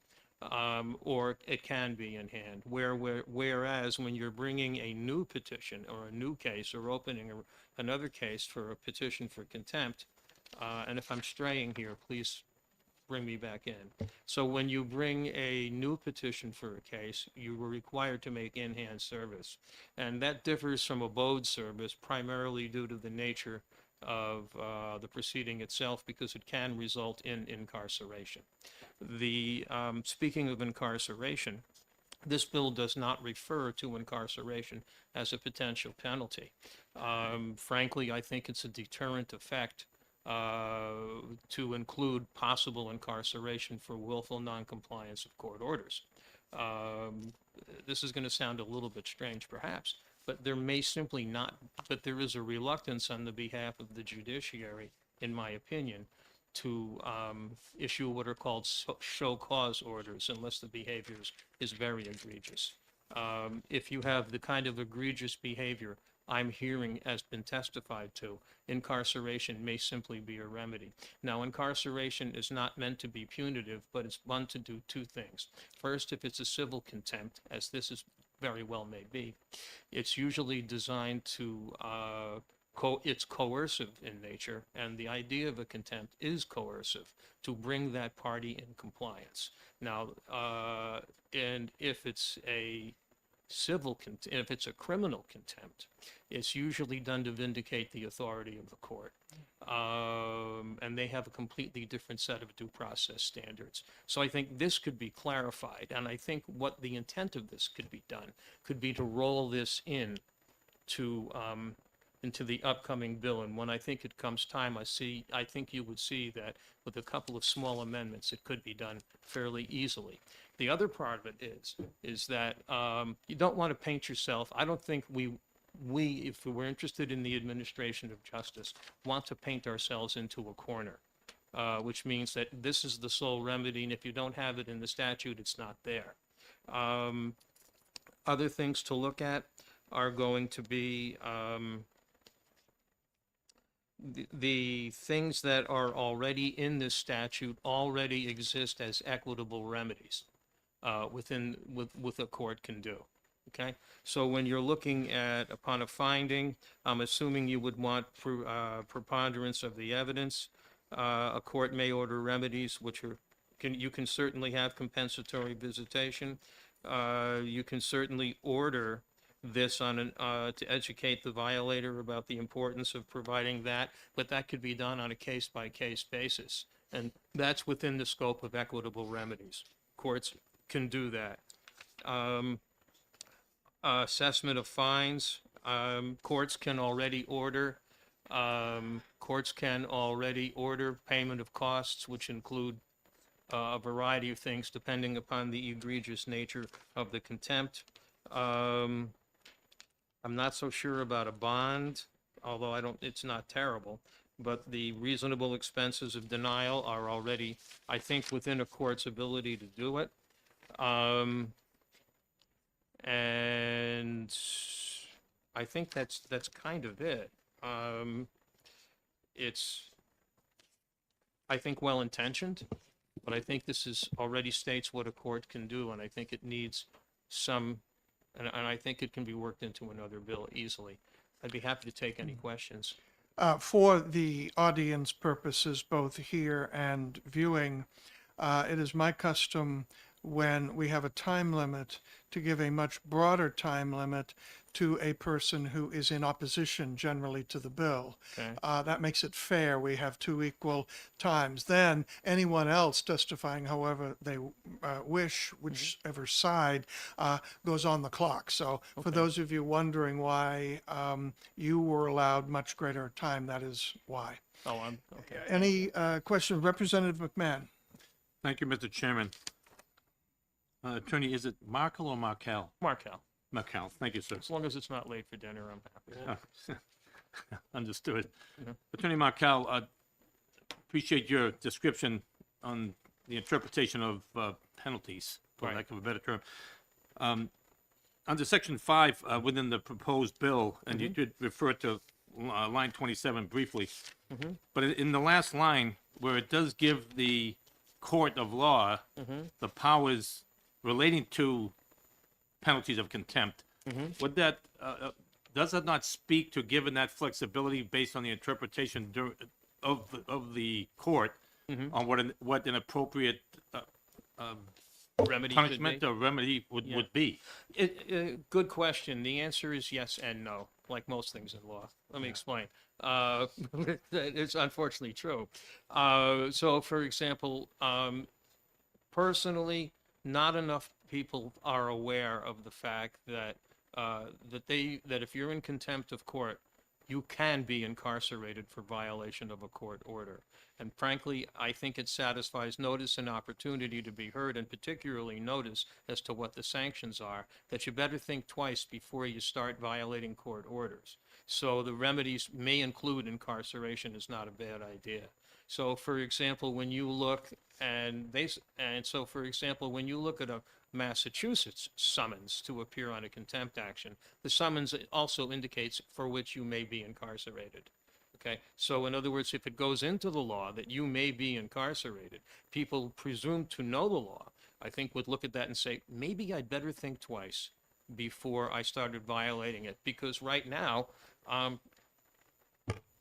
people violate court orders, and they do it, and because there are no consequences, no discernible consequences. And I'm not saying you incarcerate people for no reason whatever, but the process is usually this: if somebody files for a contempt, all right, and if the behavior is sufficiently, or if the conduct is sufficiently egregious, what you would find is the court will then, if it's by a judge, put the case on for what's called a show cause hearing. And a show cause is, you'd better tell us why you ought not to be held, you ought not to be taken into custody. And that's usually the way it works. So I'm a fan of including incarceration in there, because it may well give people notice and may prevent a lot of the contumacious conduct that occurs. One follow-up, Mr. One Chairman? follow-up, Thank sure. you. Just one. Attorney Markel, appreciate your guidance in that regard, and specific to that, with the existing law being in play as you described, is it not redundant then to put it into another bill, or is that? Yes, it done- is. It's redundant. It's redundant. And So is that no- done because of pro se? This is for easier access for citizens utilizing this versus using an attorney? Well, you don't. I get it. Good question. It's good that it provides notice, but these are already existing remedies. Yeah. Okay, so for example, the one thing about divorce law and family law is that basically these are what are called equitable proceedings. And equitable proceedings means that the court can do what's right, just, or fair. Some of the complaints that we hear going up are, for example, from an aggrieved party on a divorce proceeding, is the court ruled this way and I disagree with it. But as long as there's an objective basis below, okay, the actions taken below, assuming they're within bounds, are going to be affirmed on appeal. Now, to directly answer that, equitable remedies: what's right, what's just, what's fair. Okay, so if you're an aggrieved party, a court can already do this, and so it's going to be what remedies are, and that's what they are. I hope I answered that question. If not, please ask me another. Any further questions? Vice Chairman Long. Thank you, Mr. Chairman. Attorney Markle, do you have articulated or written to what you would recommend we look at? 'Cause you had Yes, well, 4 or 5 of already, them. okay, well, I'll tell you what I do have that might be helpful to you. And I'm jumping the gun a little here because I have a presentation I'm finishing up for the next bill that's coming up. What I planned to do was bring in a copy of an ambiguous court order, okay, that supports the notion that contempts need to be unambiguous, number one. Number two, I plan to present a redacted order for a show cause hearing to show you what the egregious nature of conduct really is from a real court in a recent hearing. To show you what would be worthy of incarceration. Number three, in November of 2023, I published a New Hampshire Bar News article on the necessity of putting a statute forward, which briefly summarizes the history of contempt. And I do have copies of that for you right now if you would like to see them, of that particular article, which summarizes contempt. Would you like me to get them? After you're done, you can Yeah, okay. hand them to Okay. Representative Bickford. Thank you. Okay. One follow-up? if I One may? follow-up. We're going to be moving on then. With respect to this repeals RSA 461A:4A, which any motion for contempt or enforcement of an order. Shall be reviewed within 30 days? Correct. Yeah. Do you see, is this minimizing what's current there, or do they pretty much look the same? Well, it's going to minimize it. The one thing is that we do have some redundancies built into statute. We have RSA 458, I think it's 51, which deals with contempt, but does not define what a contempt is. It says contempt in domestic relations matter and then awards attorney's fees, where it takes away discretion, legislature takes away judicial discretion and says on a finding of contempt, the court shall award attorney's fees and costs. So we can alter that. The other thing is that you have, I'm going to say it's RSA, I'm going to say 461A:15. I think it's 15. I'm not sure, where it says a party who unreasonably fails to comply with a court order, okay, gets themselves in trouble. Now, there's the difference between the unreasonably fails to follow standard and contempt. Unreasonable fails to follow is vaguer, it's a little softer, but it does not necessarily address the same issue because they're two completely different things. Okay. You know, the difference, for example, between a motion to enforce might not necessarily be a willful and intentional act. The other thing that we don't have here is that whether or not you have an ability to comply, either past or present. So in the future proposed statute, we have an ability to comply. So that narrows the pleadings, and a pro se who looks at that, okay, and a lawyer who looks at that can then say, okay, this is how I plead my case. A pro se can look at it and say, this is how I plead my case.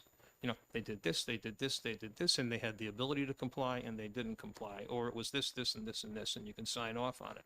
Judges will no longer have to cobble together and go to case law and look at protocols to be able to cobble together something, because they can look right at the statute and say, this is what it is, you're in contempt or you're not in contempt. Okay, thank you.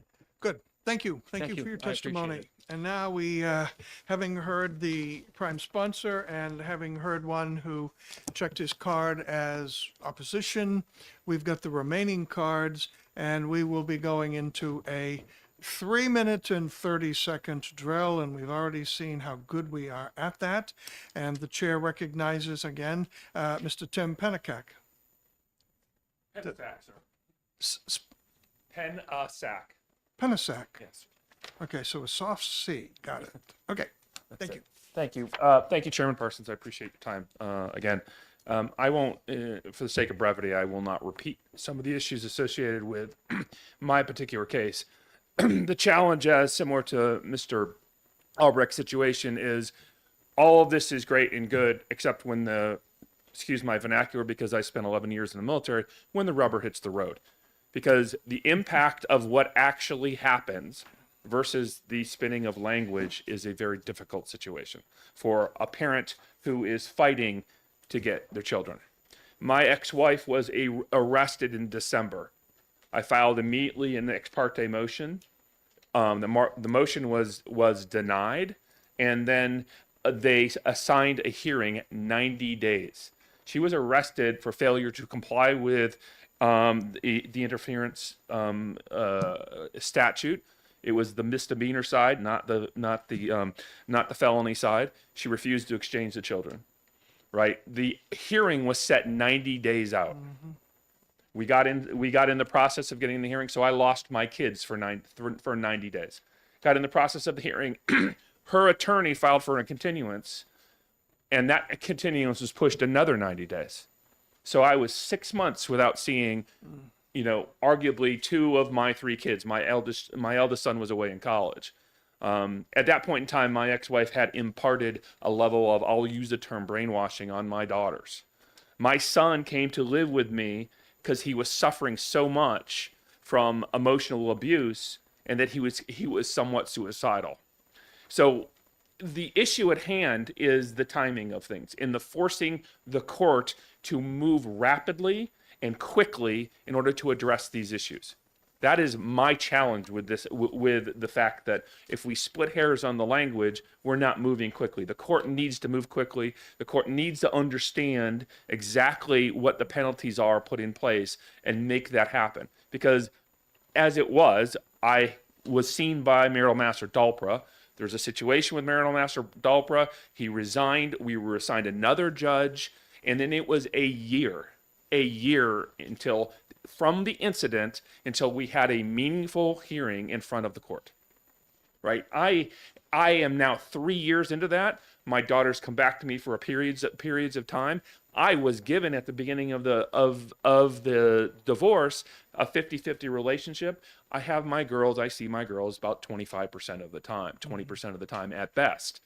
Now we are a 3rd year into it. We are waiting from the order from the court that happened in November 20. That hearing happened on November 22nd of last year.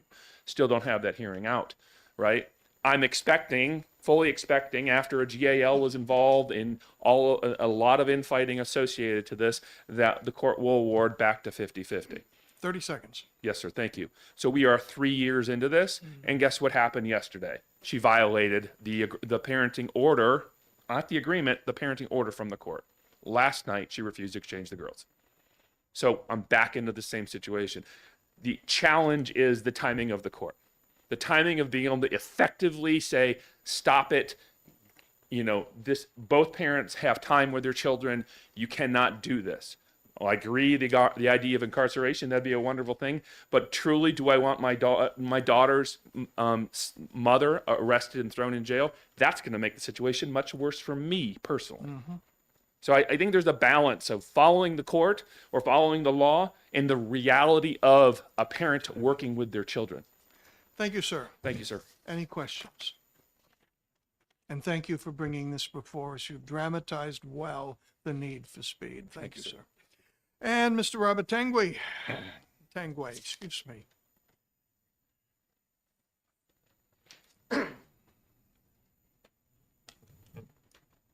Excuse me. Thank you. I'm asking your guys' help with some questions. I do know quite a bit about family court. Rule 1.2, right? If you read the family court rules, Rule 1.2, a judge may waive, upon good cause, any rule. That's right. Unless prohibited by law. 1.2. So I'm in support of this bill because it kind of guides, but also restrains the very, very new judges in a very, very new court system, special court, family court, created in 2005, the family division. The family court was created in 2011, and it's basically been terrorizing pro se litigants since its inception. I'd like to speak about 633:4, interference with custody. There is a misdemeanor offense in which you hide the children from a parent. And you can argue that 633 is actually, it says, if you read the language, a parent If that means even if you have court orders saying that there's custody at this time, but if you hide the location, I assert that you have the right to know where your children are at any point in time. So it's a felony when it's over the state and there's no justification, not preventing the abuse of the child, nothing. You have to, within 72 hours, if you're going to hide the location of a child from a parent, which happened in my case with a police officer, and the police don't do anything about it, the amount of pain that someone suffers when their children are removed from their understanding, you can see this in slips, permission slips. You can't take your children, the school can't take their children on a field trip. You have to know where your children are at all times, and that's the way it works. So this bill gives the court clear guidelines and the litigants clear guidelines to do a simple procedure, and the court does have decision-making ability whether or not to impose that fine, and so they do have, but they can't waive that right, where if you file contempt motions, I've filed contempt motions, just not regarding to this, it's an important bill. I do not think that there should be jail time put on that, because then that leaves the court to abuse a unpreferred litigant. To jail time it's a big thing, man. You have to really do a crime, and if you read the legal statutes. 30 seconds. Thank you. And I will state that in my case, so when you look at 173B is unconstitutional, right of the accused. That's domestic violence protection. And 633:4 is a form of domestic violence. When you're ordered to do things with the court, I'm going to run out of time. So maybe we'll have to save that for later. But I do support this bill. I don't really see any amendments that are necessary, and I'm open to any questions that you might have about 633:4 or the court rules contempt process, because I am familiar with that. Sure. Any questions for Mr. Tengway? Come on, guys. All right. It's the rules. Yeah, but you get one more bite at the apple today. Thank you, sir. And former Representative Betty Gay, 3 minutes and 30 seconds. You asked for 3. I'm giving you 3:30.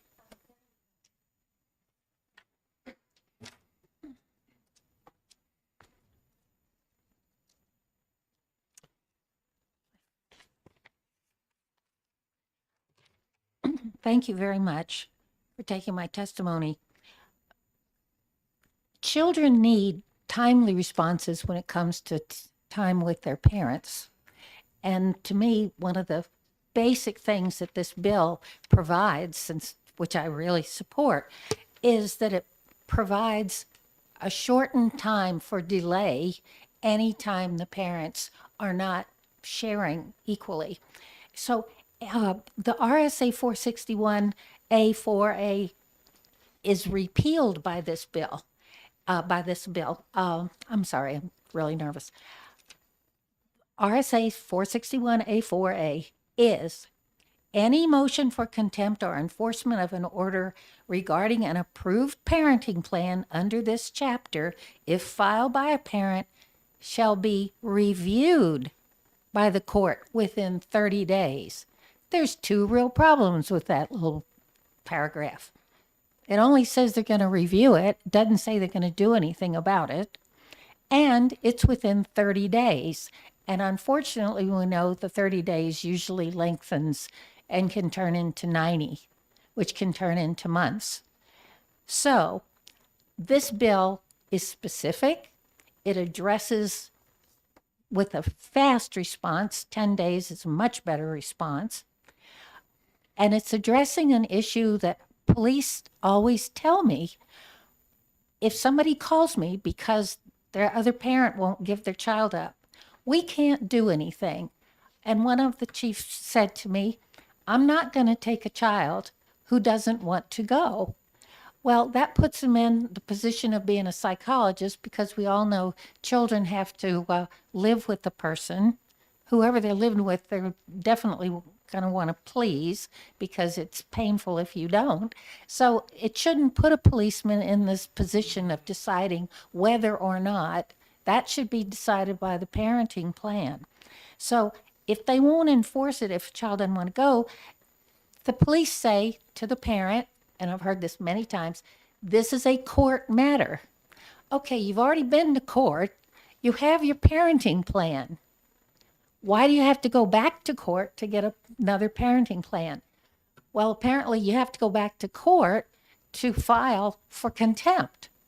Okay, that's another huge delay of time. And what are you going to do? Find the other parent guilty and put them in jail? This is a much more humane way to deal with the situation. There's lots more things than being put in jail, being found in contempt. It's reasonable and it's fast response, and meanwhile, it means the children are not denied being with both parents. So I think this is a wonderful bill, and I hope it passes. Thank you. Will you take questions? Oh, sure. Any questions? Seeing none, thank you so much, Representative Emerita Gay. And with that, this closes the hearing on House Bill 1006. And we'll take a few minutes to get our paperwork sorted out here.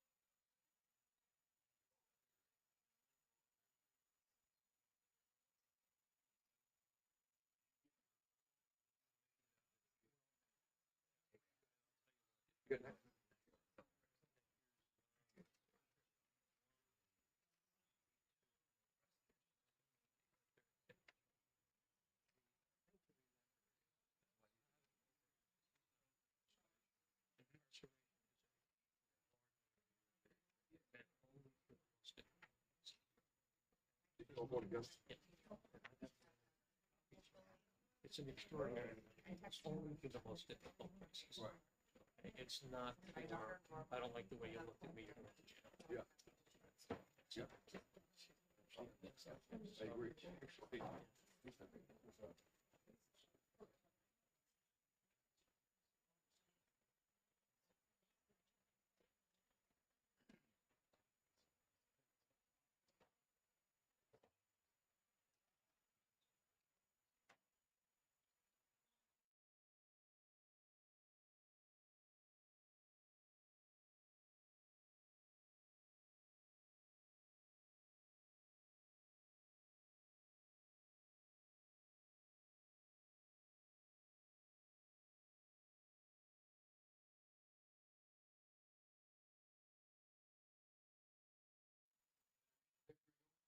It's an oldie.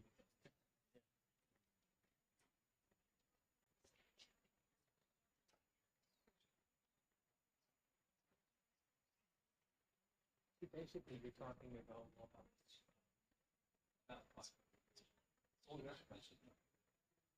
Yeah.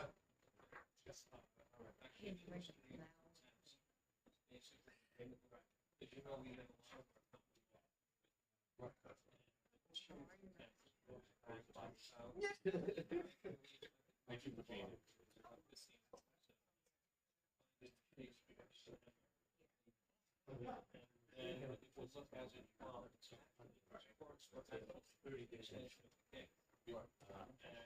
and so if you disrespect the court, you disrespect the bill. Yeah, but so that's literally. Right. There's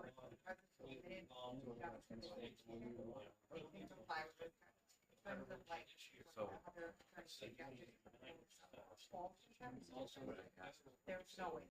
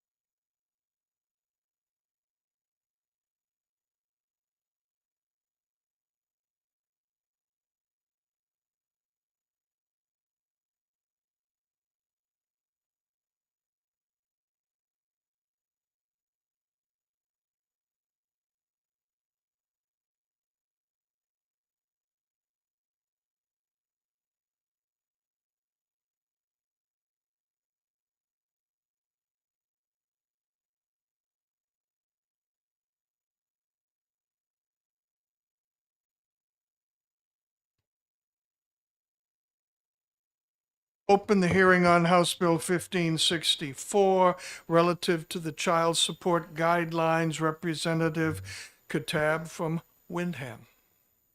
That is to distinguish her from all the other Representative Katabs that you may see in the course of your duties.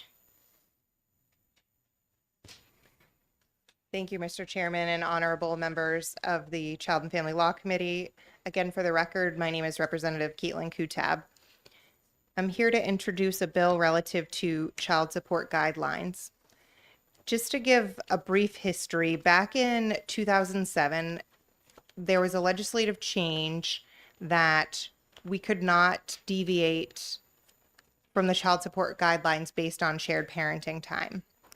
And after that happened, the first report that came out after that, the Child Support Quadrennial Report in 2009, immediately recommended making changes to kind of change that back.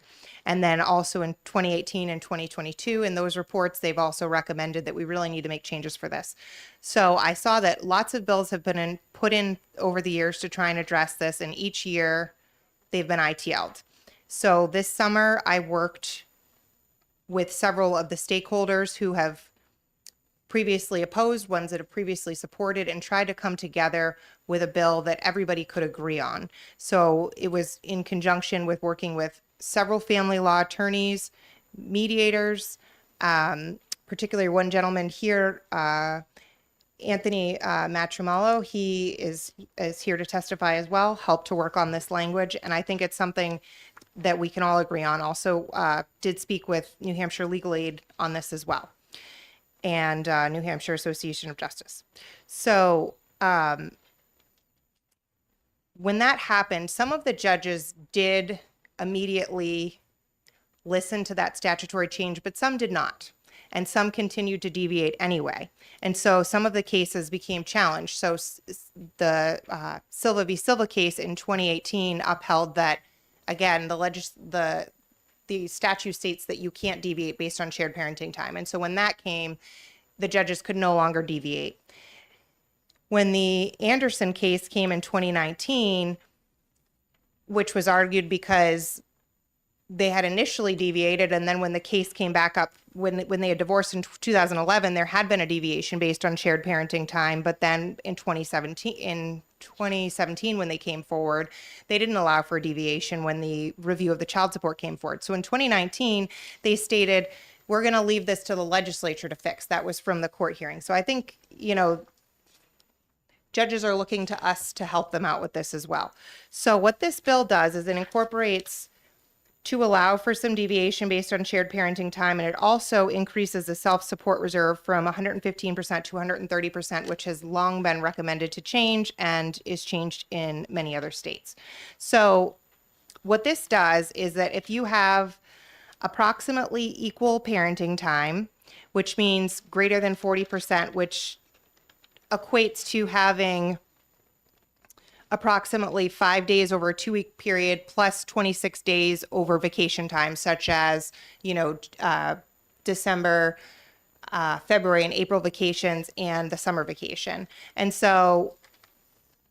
that you have approximately equal income, which is within 10% of each other, then there's an understanding, a rebuttable presumption. So there may be other circumstances why this wouldn't happen, but a rebuttable presumption that a $0 child support obligation would be appropriate. And the reason for that is right now, if you're sharing 50-50 parenting time and your child support, let's say parent A's child support order comes out to $2,000 and parent B's child support order comes out to $2,005, that's out of the calculator, how much it calculates what their shared child support amount would be. What's happening today is parent B that came up with the $2,005, they would have to pay parent A $2,005, the full amount. And so then they are unable to afford a lot of their expenses. You're on very uneven playing ground at that point. So this seeks to help to remedy that. And it gives a few other scenarios as well where deviations may make sense. And again, these are rebuttable presumptions, and there is language in here for reasons about why some of these may not make sense, such as significant health issues, long distances between the parents, or unpredictable work schedules, or in cases where there's evidence of abuse as defined in RSA 173B:1. The other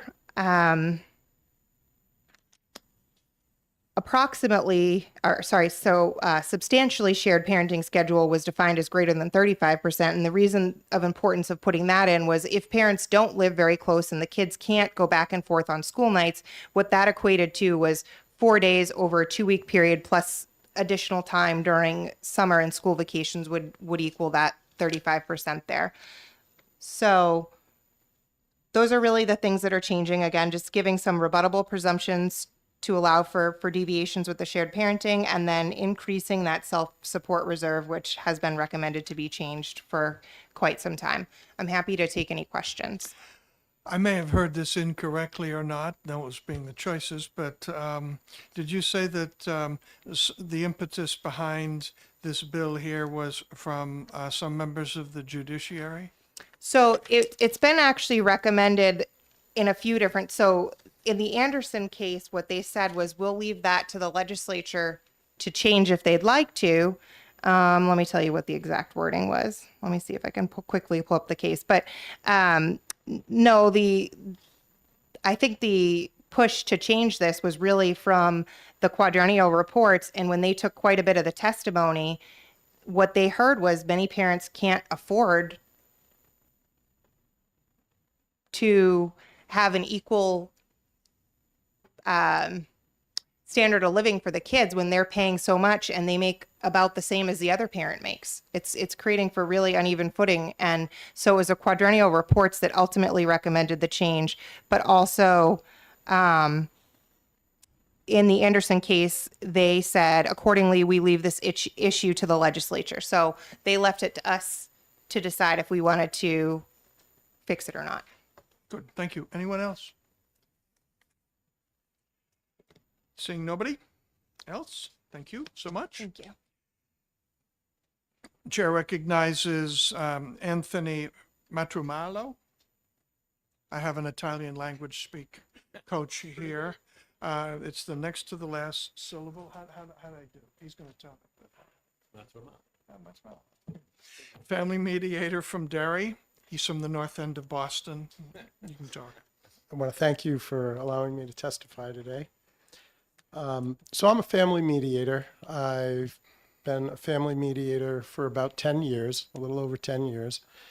And I've worked with about 800 families that have struggled with this issue of child support. The current law, when I'm working with people in my office, the current law, I can work with the current law, but there are contradictions in the current law that when people are litigating or not able to reach agreement, there are contradictions in the current law that lead to unjust results. I will tell you that in the 800 cases that I've worked on, 800 or so cases, I have never failed to be able to, or my clients have never failed to be able to reach a settlement on child support. It isn't that it's easy. It isn't that it's that there's clear guidance in the current law. But what happens in that office is that mothers and fathers use common sense. They apply common sense to come up with an order. So what this bill, when I was asked to contribute to this bill, pretty much what I did, these were not my ideas. These were the ideas of 800 New Hampshire families who've settled this issue. It's not rocket science. And if you apply common sense, it works. So what this bill is a representation of those families' criteria. Pretty simple to explain. If you have two parents who earn the same amount of money and they have the kids the same amount of time, there's generally, and they're splitting other expenses, no child support going back and forth, right? They have equal resources, equal expenses around the kids. If you have a case where one person earns a lot more than the other person and has the kids less amount of the time, so less than a substantially shared parenting schedule, in that case, the guidelines should apply. In cases where you have the kids an approximately equal amount of time and there's a difference in incomes, whatever child support is paid from one parent to the other should not flip incomes. Common sense. Every one of my clients agree with these standards. And then lastly, if there's a difference in incomes and there is not an approximately equal parenting schedule, then a deviation from the guidelines may or may not be appropriate. So this is where parents work together. Sometimes they deviate from the guidelines and sometimes they don't. And this bill would give judges the same guidelines, the same bumpers in the bowling alley to come to these conclusions. With this bill says the paramount concern, which is consistent with the current law on the purpose of child support in New Hampshire, the paramount concern is whether, with a deviation from the guidelines, the lower earning parent can provide a substantially similar standard of living to the, because the studies have shown that what is important is if children perceive that both parents are able to provide for them and they're not living one house in opulence and the other house in poverty. So that is what the purpose of this bill is. It addresses, I think, all of the concerns. We tried to find something in the middle of the road that everybody could get on board with, and hopefully this does that. And I'm happy to answer any questions. Any questions? Seeing none, thank you. Okay, you're very welcome. Thank you. But if you can stay around, and appreciate that in case something comes up. Next, Susan Brisson from DHHS-BCSS. Welcome back. And you're here to provide information. DHHS has so much information, and they provide it too. Well, I only provide the information from BCSS. It's a small but deep part. Oh, we have. Yes, we have the big boss over there. Thank you. Good afternoon. I'm Susan Brisson. I'm the Chief Staff Attorney for the Office of Child Support. Here to provide some information on House Bill 1564. As you know, our office did the quadrennial review that all of these child support bills are based on. And one of the major things that the quadrennial review looked into is the use of deviations in determining child support.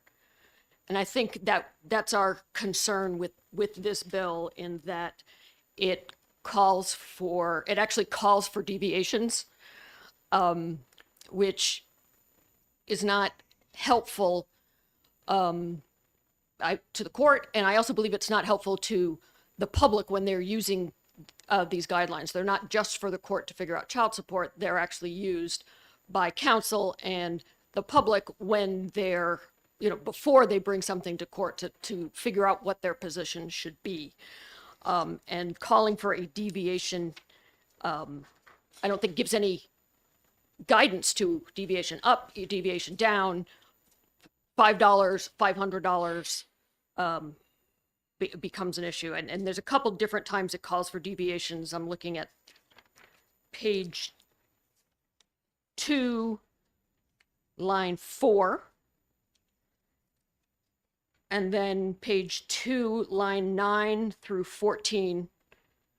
That whole paragraph is talking about deviations.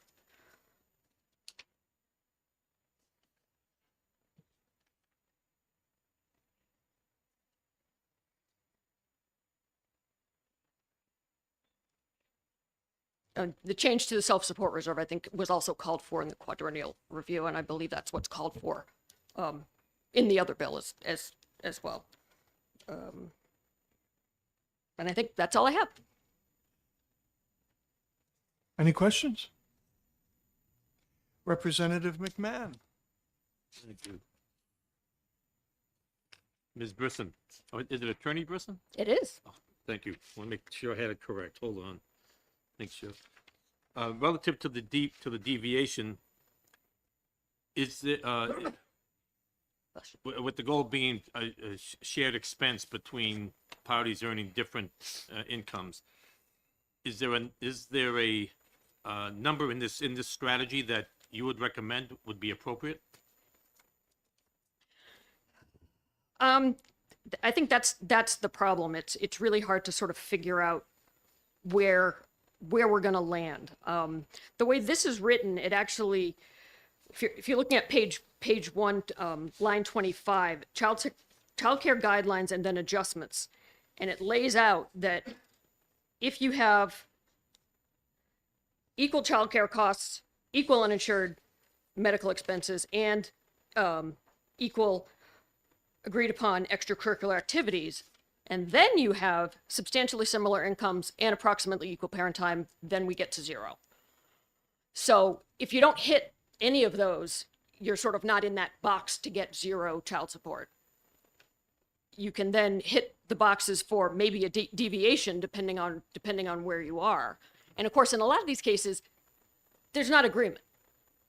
I spend a lot of time I cover cases in Plymouth and Littleton, and getting people to agree on how much they spend on various things can take a while.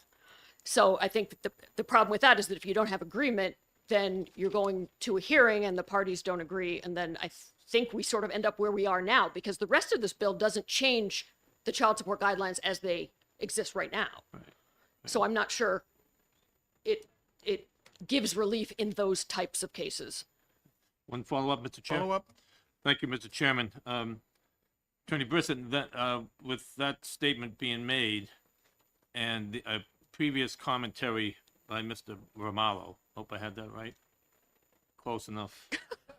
I'm following my chair's guidance on vernacular. You'll have language lessons later. Yes, we will. In having a similar from one parent to the next living condition, and that was described that one may not be able to provide that without a sustainable additional revenue stream. What would you recommend, based on your experience, on how to achieve that goal so that the shared parenting will have, for the service provided to the subject, the child, will be equal or as close to equal between the parents? Well, I think that language is helpful in that we don't have it right now with dealing with parents and equal type living conditions. I'm not sure. It's a laudable goal. I'm not sure we'll ever get there. Only because, again, there's what's happening in each party's households, and then there's what they can prove, what they can bring to the court. I know the courts do try. I wish we had more guidance than this proposal gives us with regards to different levels of deviation, so that people would know ahead of time what the deviation should be. And where would we get that guidance? It would, I think we should put it in, if it was in the law, with much more like levels. I mean, it sort of starts here, but the levels are only in very, very specific circumstances. If in other state statutes that I've seen become much more different boxes and everybody lands in a box, as opposed to this, which I think is you have very boxes for zero amount of child support, and then it gets mushy is the word that comes to mind. And then it's sort of like, well, it could be this, well, it could be that. I'm thinking of people who come in and want to, if I get divorced right now, what's my child support going to be?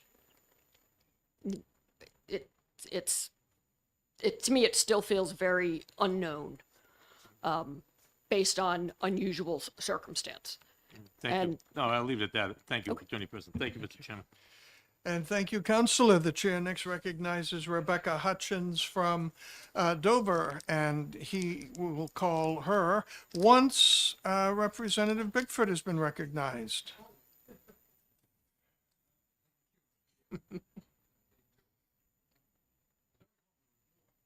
Mic on. Mr. Raffone, if you don't know him Thank you. personally. Thank you. As I recall in the review, one of the issues they had with New Hampshire is the deviations, the number of deviations, and I remember rather high percent. You probably remember it better than I do. Will this exacerbate that, or will this improve that, or leave it about the same? I think it would lead to more deviations because it actually calls for deviations in the law. Whether that would eliminate other deviations because of certain things, I don't know. But I think it might lead to at least a slight uptick in deviations. Thank you. And now, Rebecca Hutchins from Dover, New Hampshire. But not when she got her cell phone. Where's 615? It's what? Nashville. I was just there. Rule 1 here that we really work hard at is turn the mic on. You have passed Rule 1. How's that? Great. Thank you. Chairman Pearson and members of the Children and Family Law Committee, my name is Rebecca Hutchins. I am in support of making changes to our legislation to include recommendations from the quadrennial reviews of the New Hampshire Child Support Guidelines. As you may have read my written testimony last week in support of HB 1595, since first seeing the 2018 New Hampshire Child Support Guidelines Review Report, I had naively expected that the state would implement the recommendations to adopt a shared parenting calculation. I'm a mom of 2, and I have had shared parenting since my divorce in 2018. I've been working with Representatives Bickford and Majori alongside the National Parents Organization and New Hampshire citizens to bring 20+ years of research to light and to finally include a parenting time adjustment in our legislation. HB 1564 is a step in the right direction for the changes that have been needed for so long. I support 2 specific aspects of this bill. 1, increase the self-support reserve to 130%. It's currently at 115% above the national poverty level. This was noted in the recommendations of the 2022 quadrennial review, as previously stated. Secondly, the bill acknowledges the need to consider parenting schedules as a factor in child support orders. This bill helps specific families as it speaks clearly and plainly to a range of parents where a $0 order would be appropriate in situations where parents share approximately the same amount of time with their children and they earn a similar amount.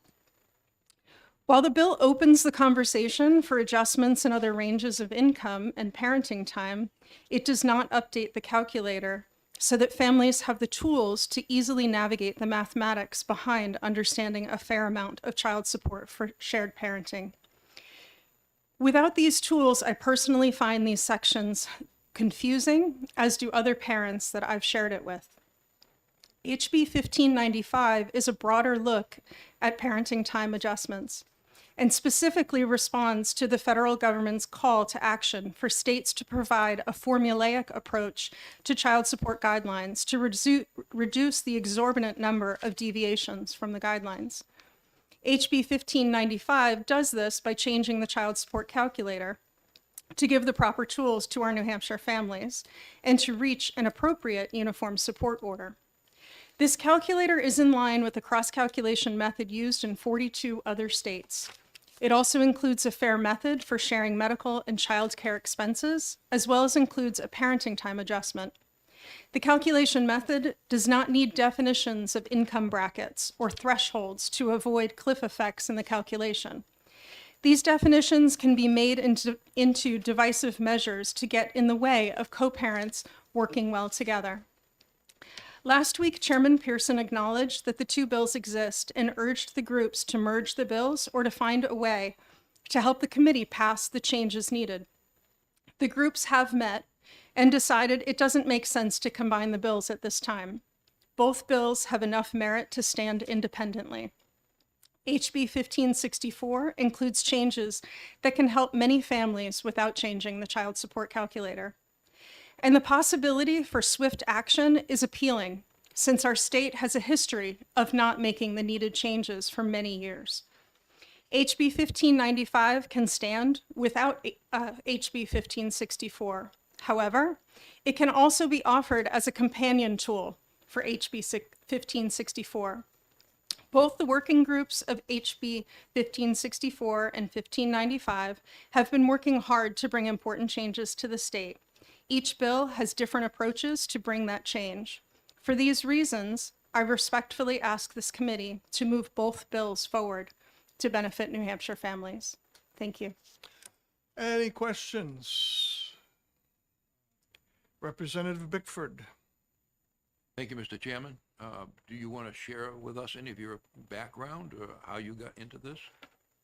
Certainly. So I am a mom of two, and I've been navigating the court for quite some time. I included my testimony for 1595, which goes into a little bit more history. But we've been back and forth through mediators and court, and had our parenting, our USO, our Uniform Support Order, changed a minimum of 6 times since 2018. That's a lot, right?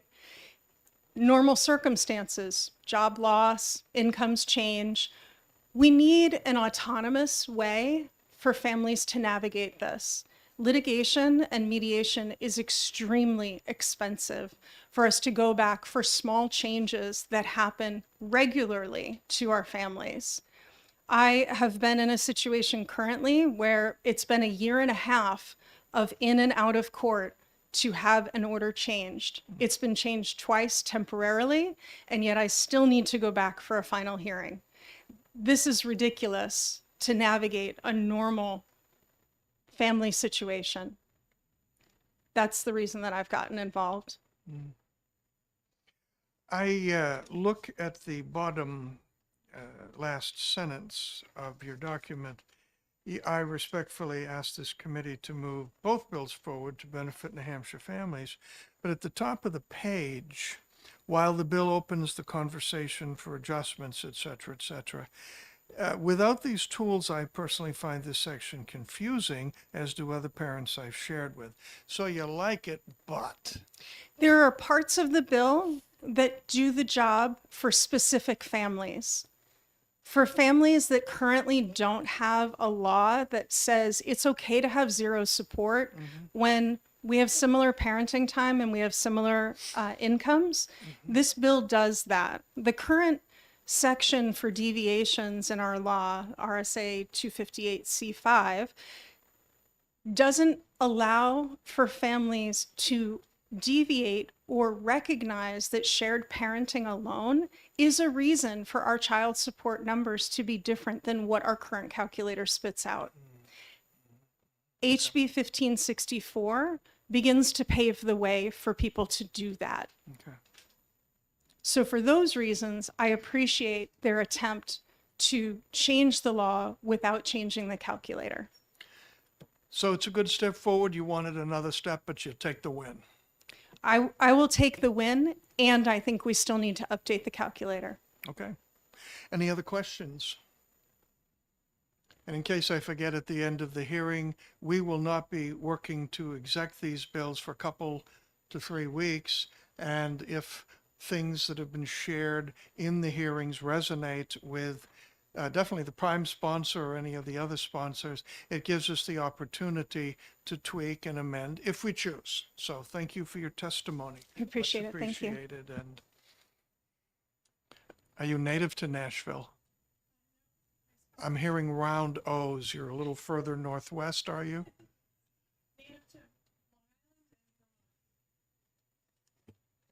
Long Island. Okay. I thought I heard a Minnesota O's. All right, Representative Betty Gay, please.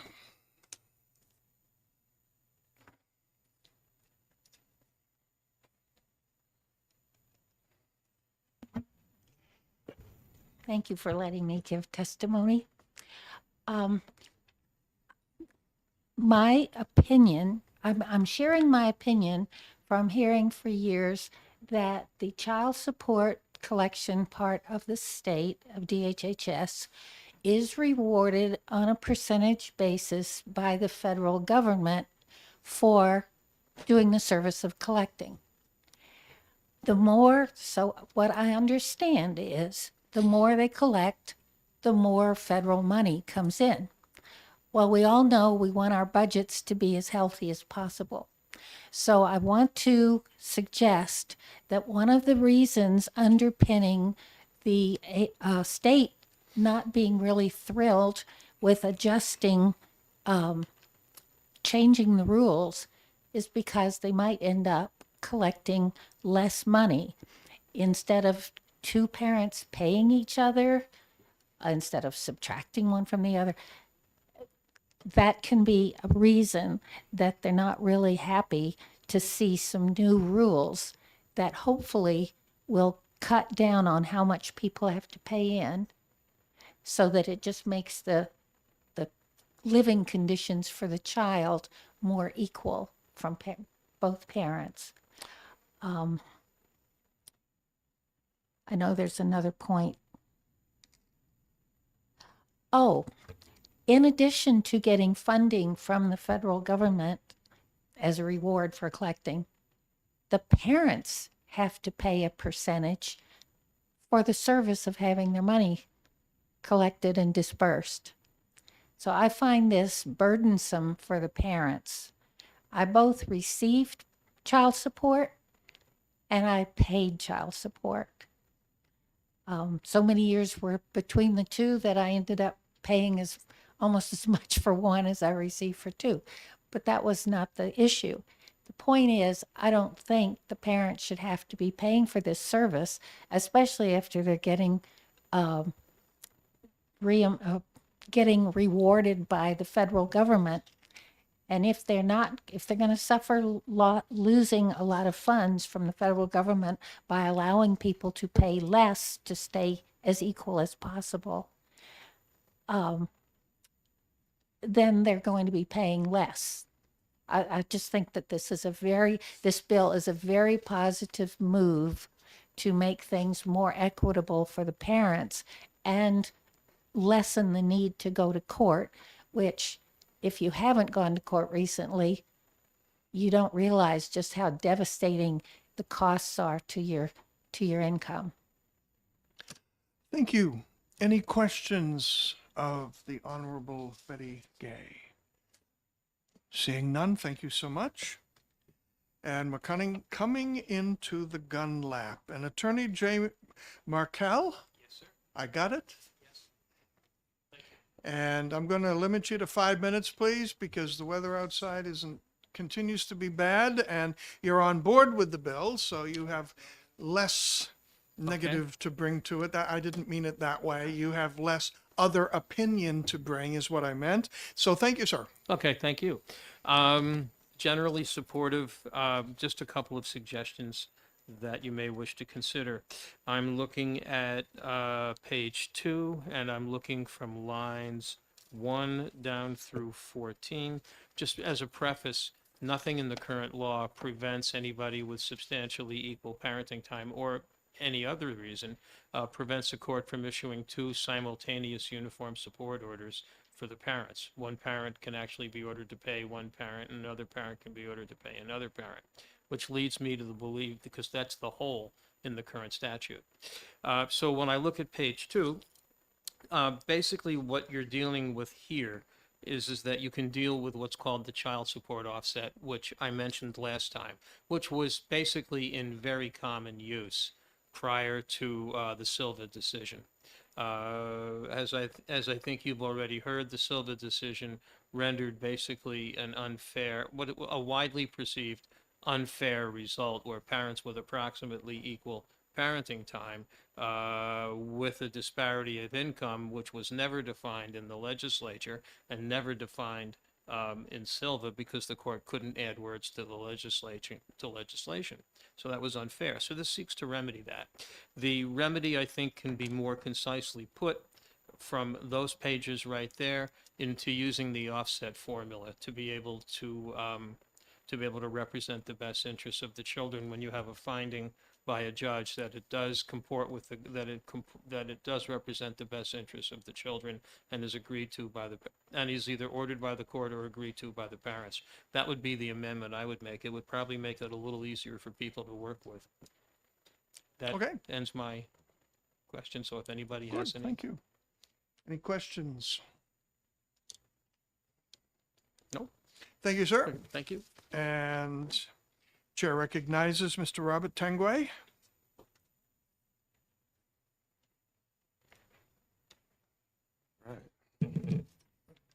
Thank you. I say let it snow. It's all good. I am opposed to this bill, actually, respectfully, because of I know the hard work that's been put into it. However, as I've stated before, but not really indirectly into this bill, there's a statute on the books from the Uniform Support Act of 1955, which states that basically assets shall be considered. As the Honorable Betty Gale just I'm sorry, I was getting back into the 50s, stated is that the child support group gets their, the states get funding by the amount of child support that they award. And therefore they want to award child support. And that's just wrong. I don't think that child support is something that should be awarded. And then when you look at how the law is actually applied, we have standing laws where it says assets shall be considered. The relative wealth is the specific term of the individual families. That's already there. And that should be on the child guidelines worksheet, and it's not. So that's why I also don't support a bill that acknowledges 173B domestic violence protection orders civilly, because it's against the Constitution. Article 15 of the Constitution of the state of New Hampshire, rights of the accused, says that in order to take away any privileges, property, anything, you have to go through due process, meaning you need an arrest. So that's saying, part of this bill is saying that this will apply unless there's domestic violence. By the way, 173B is unconstitutional, and it's being used to strategically get the person who's claiming domestic violence money, child support, time, complete control of the children, verification of the record, and also like defamation. Like they put these things that are false. And it's also, before the special committee, Chairman Pearson, we actually heard the famous Judge Pauley case in which the police did not arrest the person who ended up shooting her in the face. And also the Domestic Violence Coalition never showed up to the final protection order. So the police failed to follow the law when there was signs of physical and sexual abuse. There was evidence of it, and they said, go file a civil protection order. So we need to be working on repealing 173B and enforcing the police to arrest people who violate the laws. And then we need to be acknowledging laws that state that child support shall be considered by who the general assets of and wealth of the individual parties, the ability to earn, and so on. And then we also have to consider that in some cases, child support is not necessary in any which manner. What a parent spends their money on for their children is a free speech. It's been acknowledged in political contributions federally. It's free speech. If I want to buy my child a ring ding, I can. If I want to buy them a library book, I can. If I don't want them to have a brand new iPad, I shouldn't have to. If I don't want to pay the mother's mortgage because she wanted to end a relationship, You got I a shouldn't minute have to. left. Okay. So I don't support this bill. Okay. Thank you. And for those reasons stated, and I just want to really hammer in that 173B is unconstitutional. I'm challenging it with the Attorney General and the state. And we shouldn't be using funding for federal money to basically force payments through the state. And there's actually a constitutional amendment, which I was trying to look up, that says basically the state can't take property away from someone else for the use of public use, which that's what child support is, and that's what I'll contend. But 15 seconds. seconds. I want y'all to be safe and really look at 546 and really understand the spirit of child support was designed to get real deadbeat parents, typically dads that had a one-night stand and had a baby and then ran away. That's what child support was for. Thank you so much. Any questions for Mr. Tengue? Come on, guys. This is good stuff. I mean, you've got a good sparring partner here. Well, we know you'll. I think they're in agreement. That's why. And they know it's so true. Oh, well, I know you'll be back, so we'll work on some things for I you. appreciate you. We're Thank you. taking next Tuesday off. Go vote. Thank you. And with this, we conclude the hearing on House Bill 1564. And if Representative McMahon and Bickford could consolidate the individual packets of things with the researcher-supplied paper clips and put the person's name on the packet and put them in their mailbox next door, please. That way they'll have them. What's that? I don't know. I never go in there.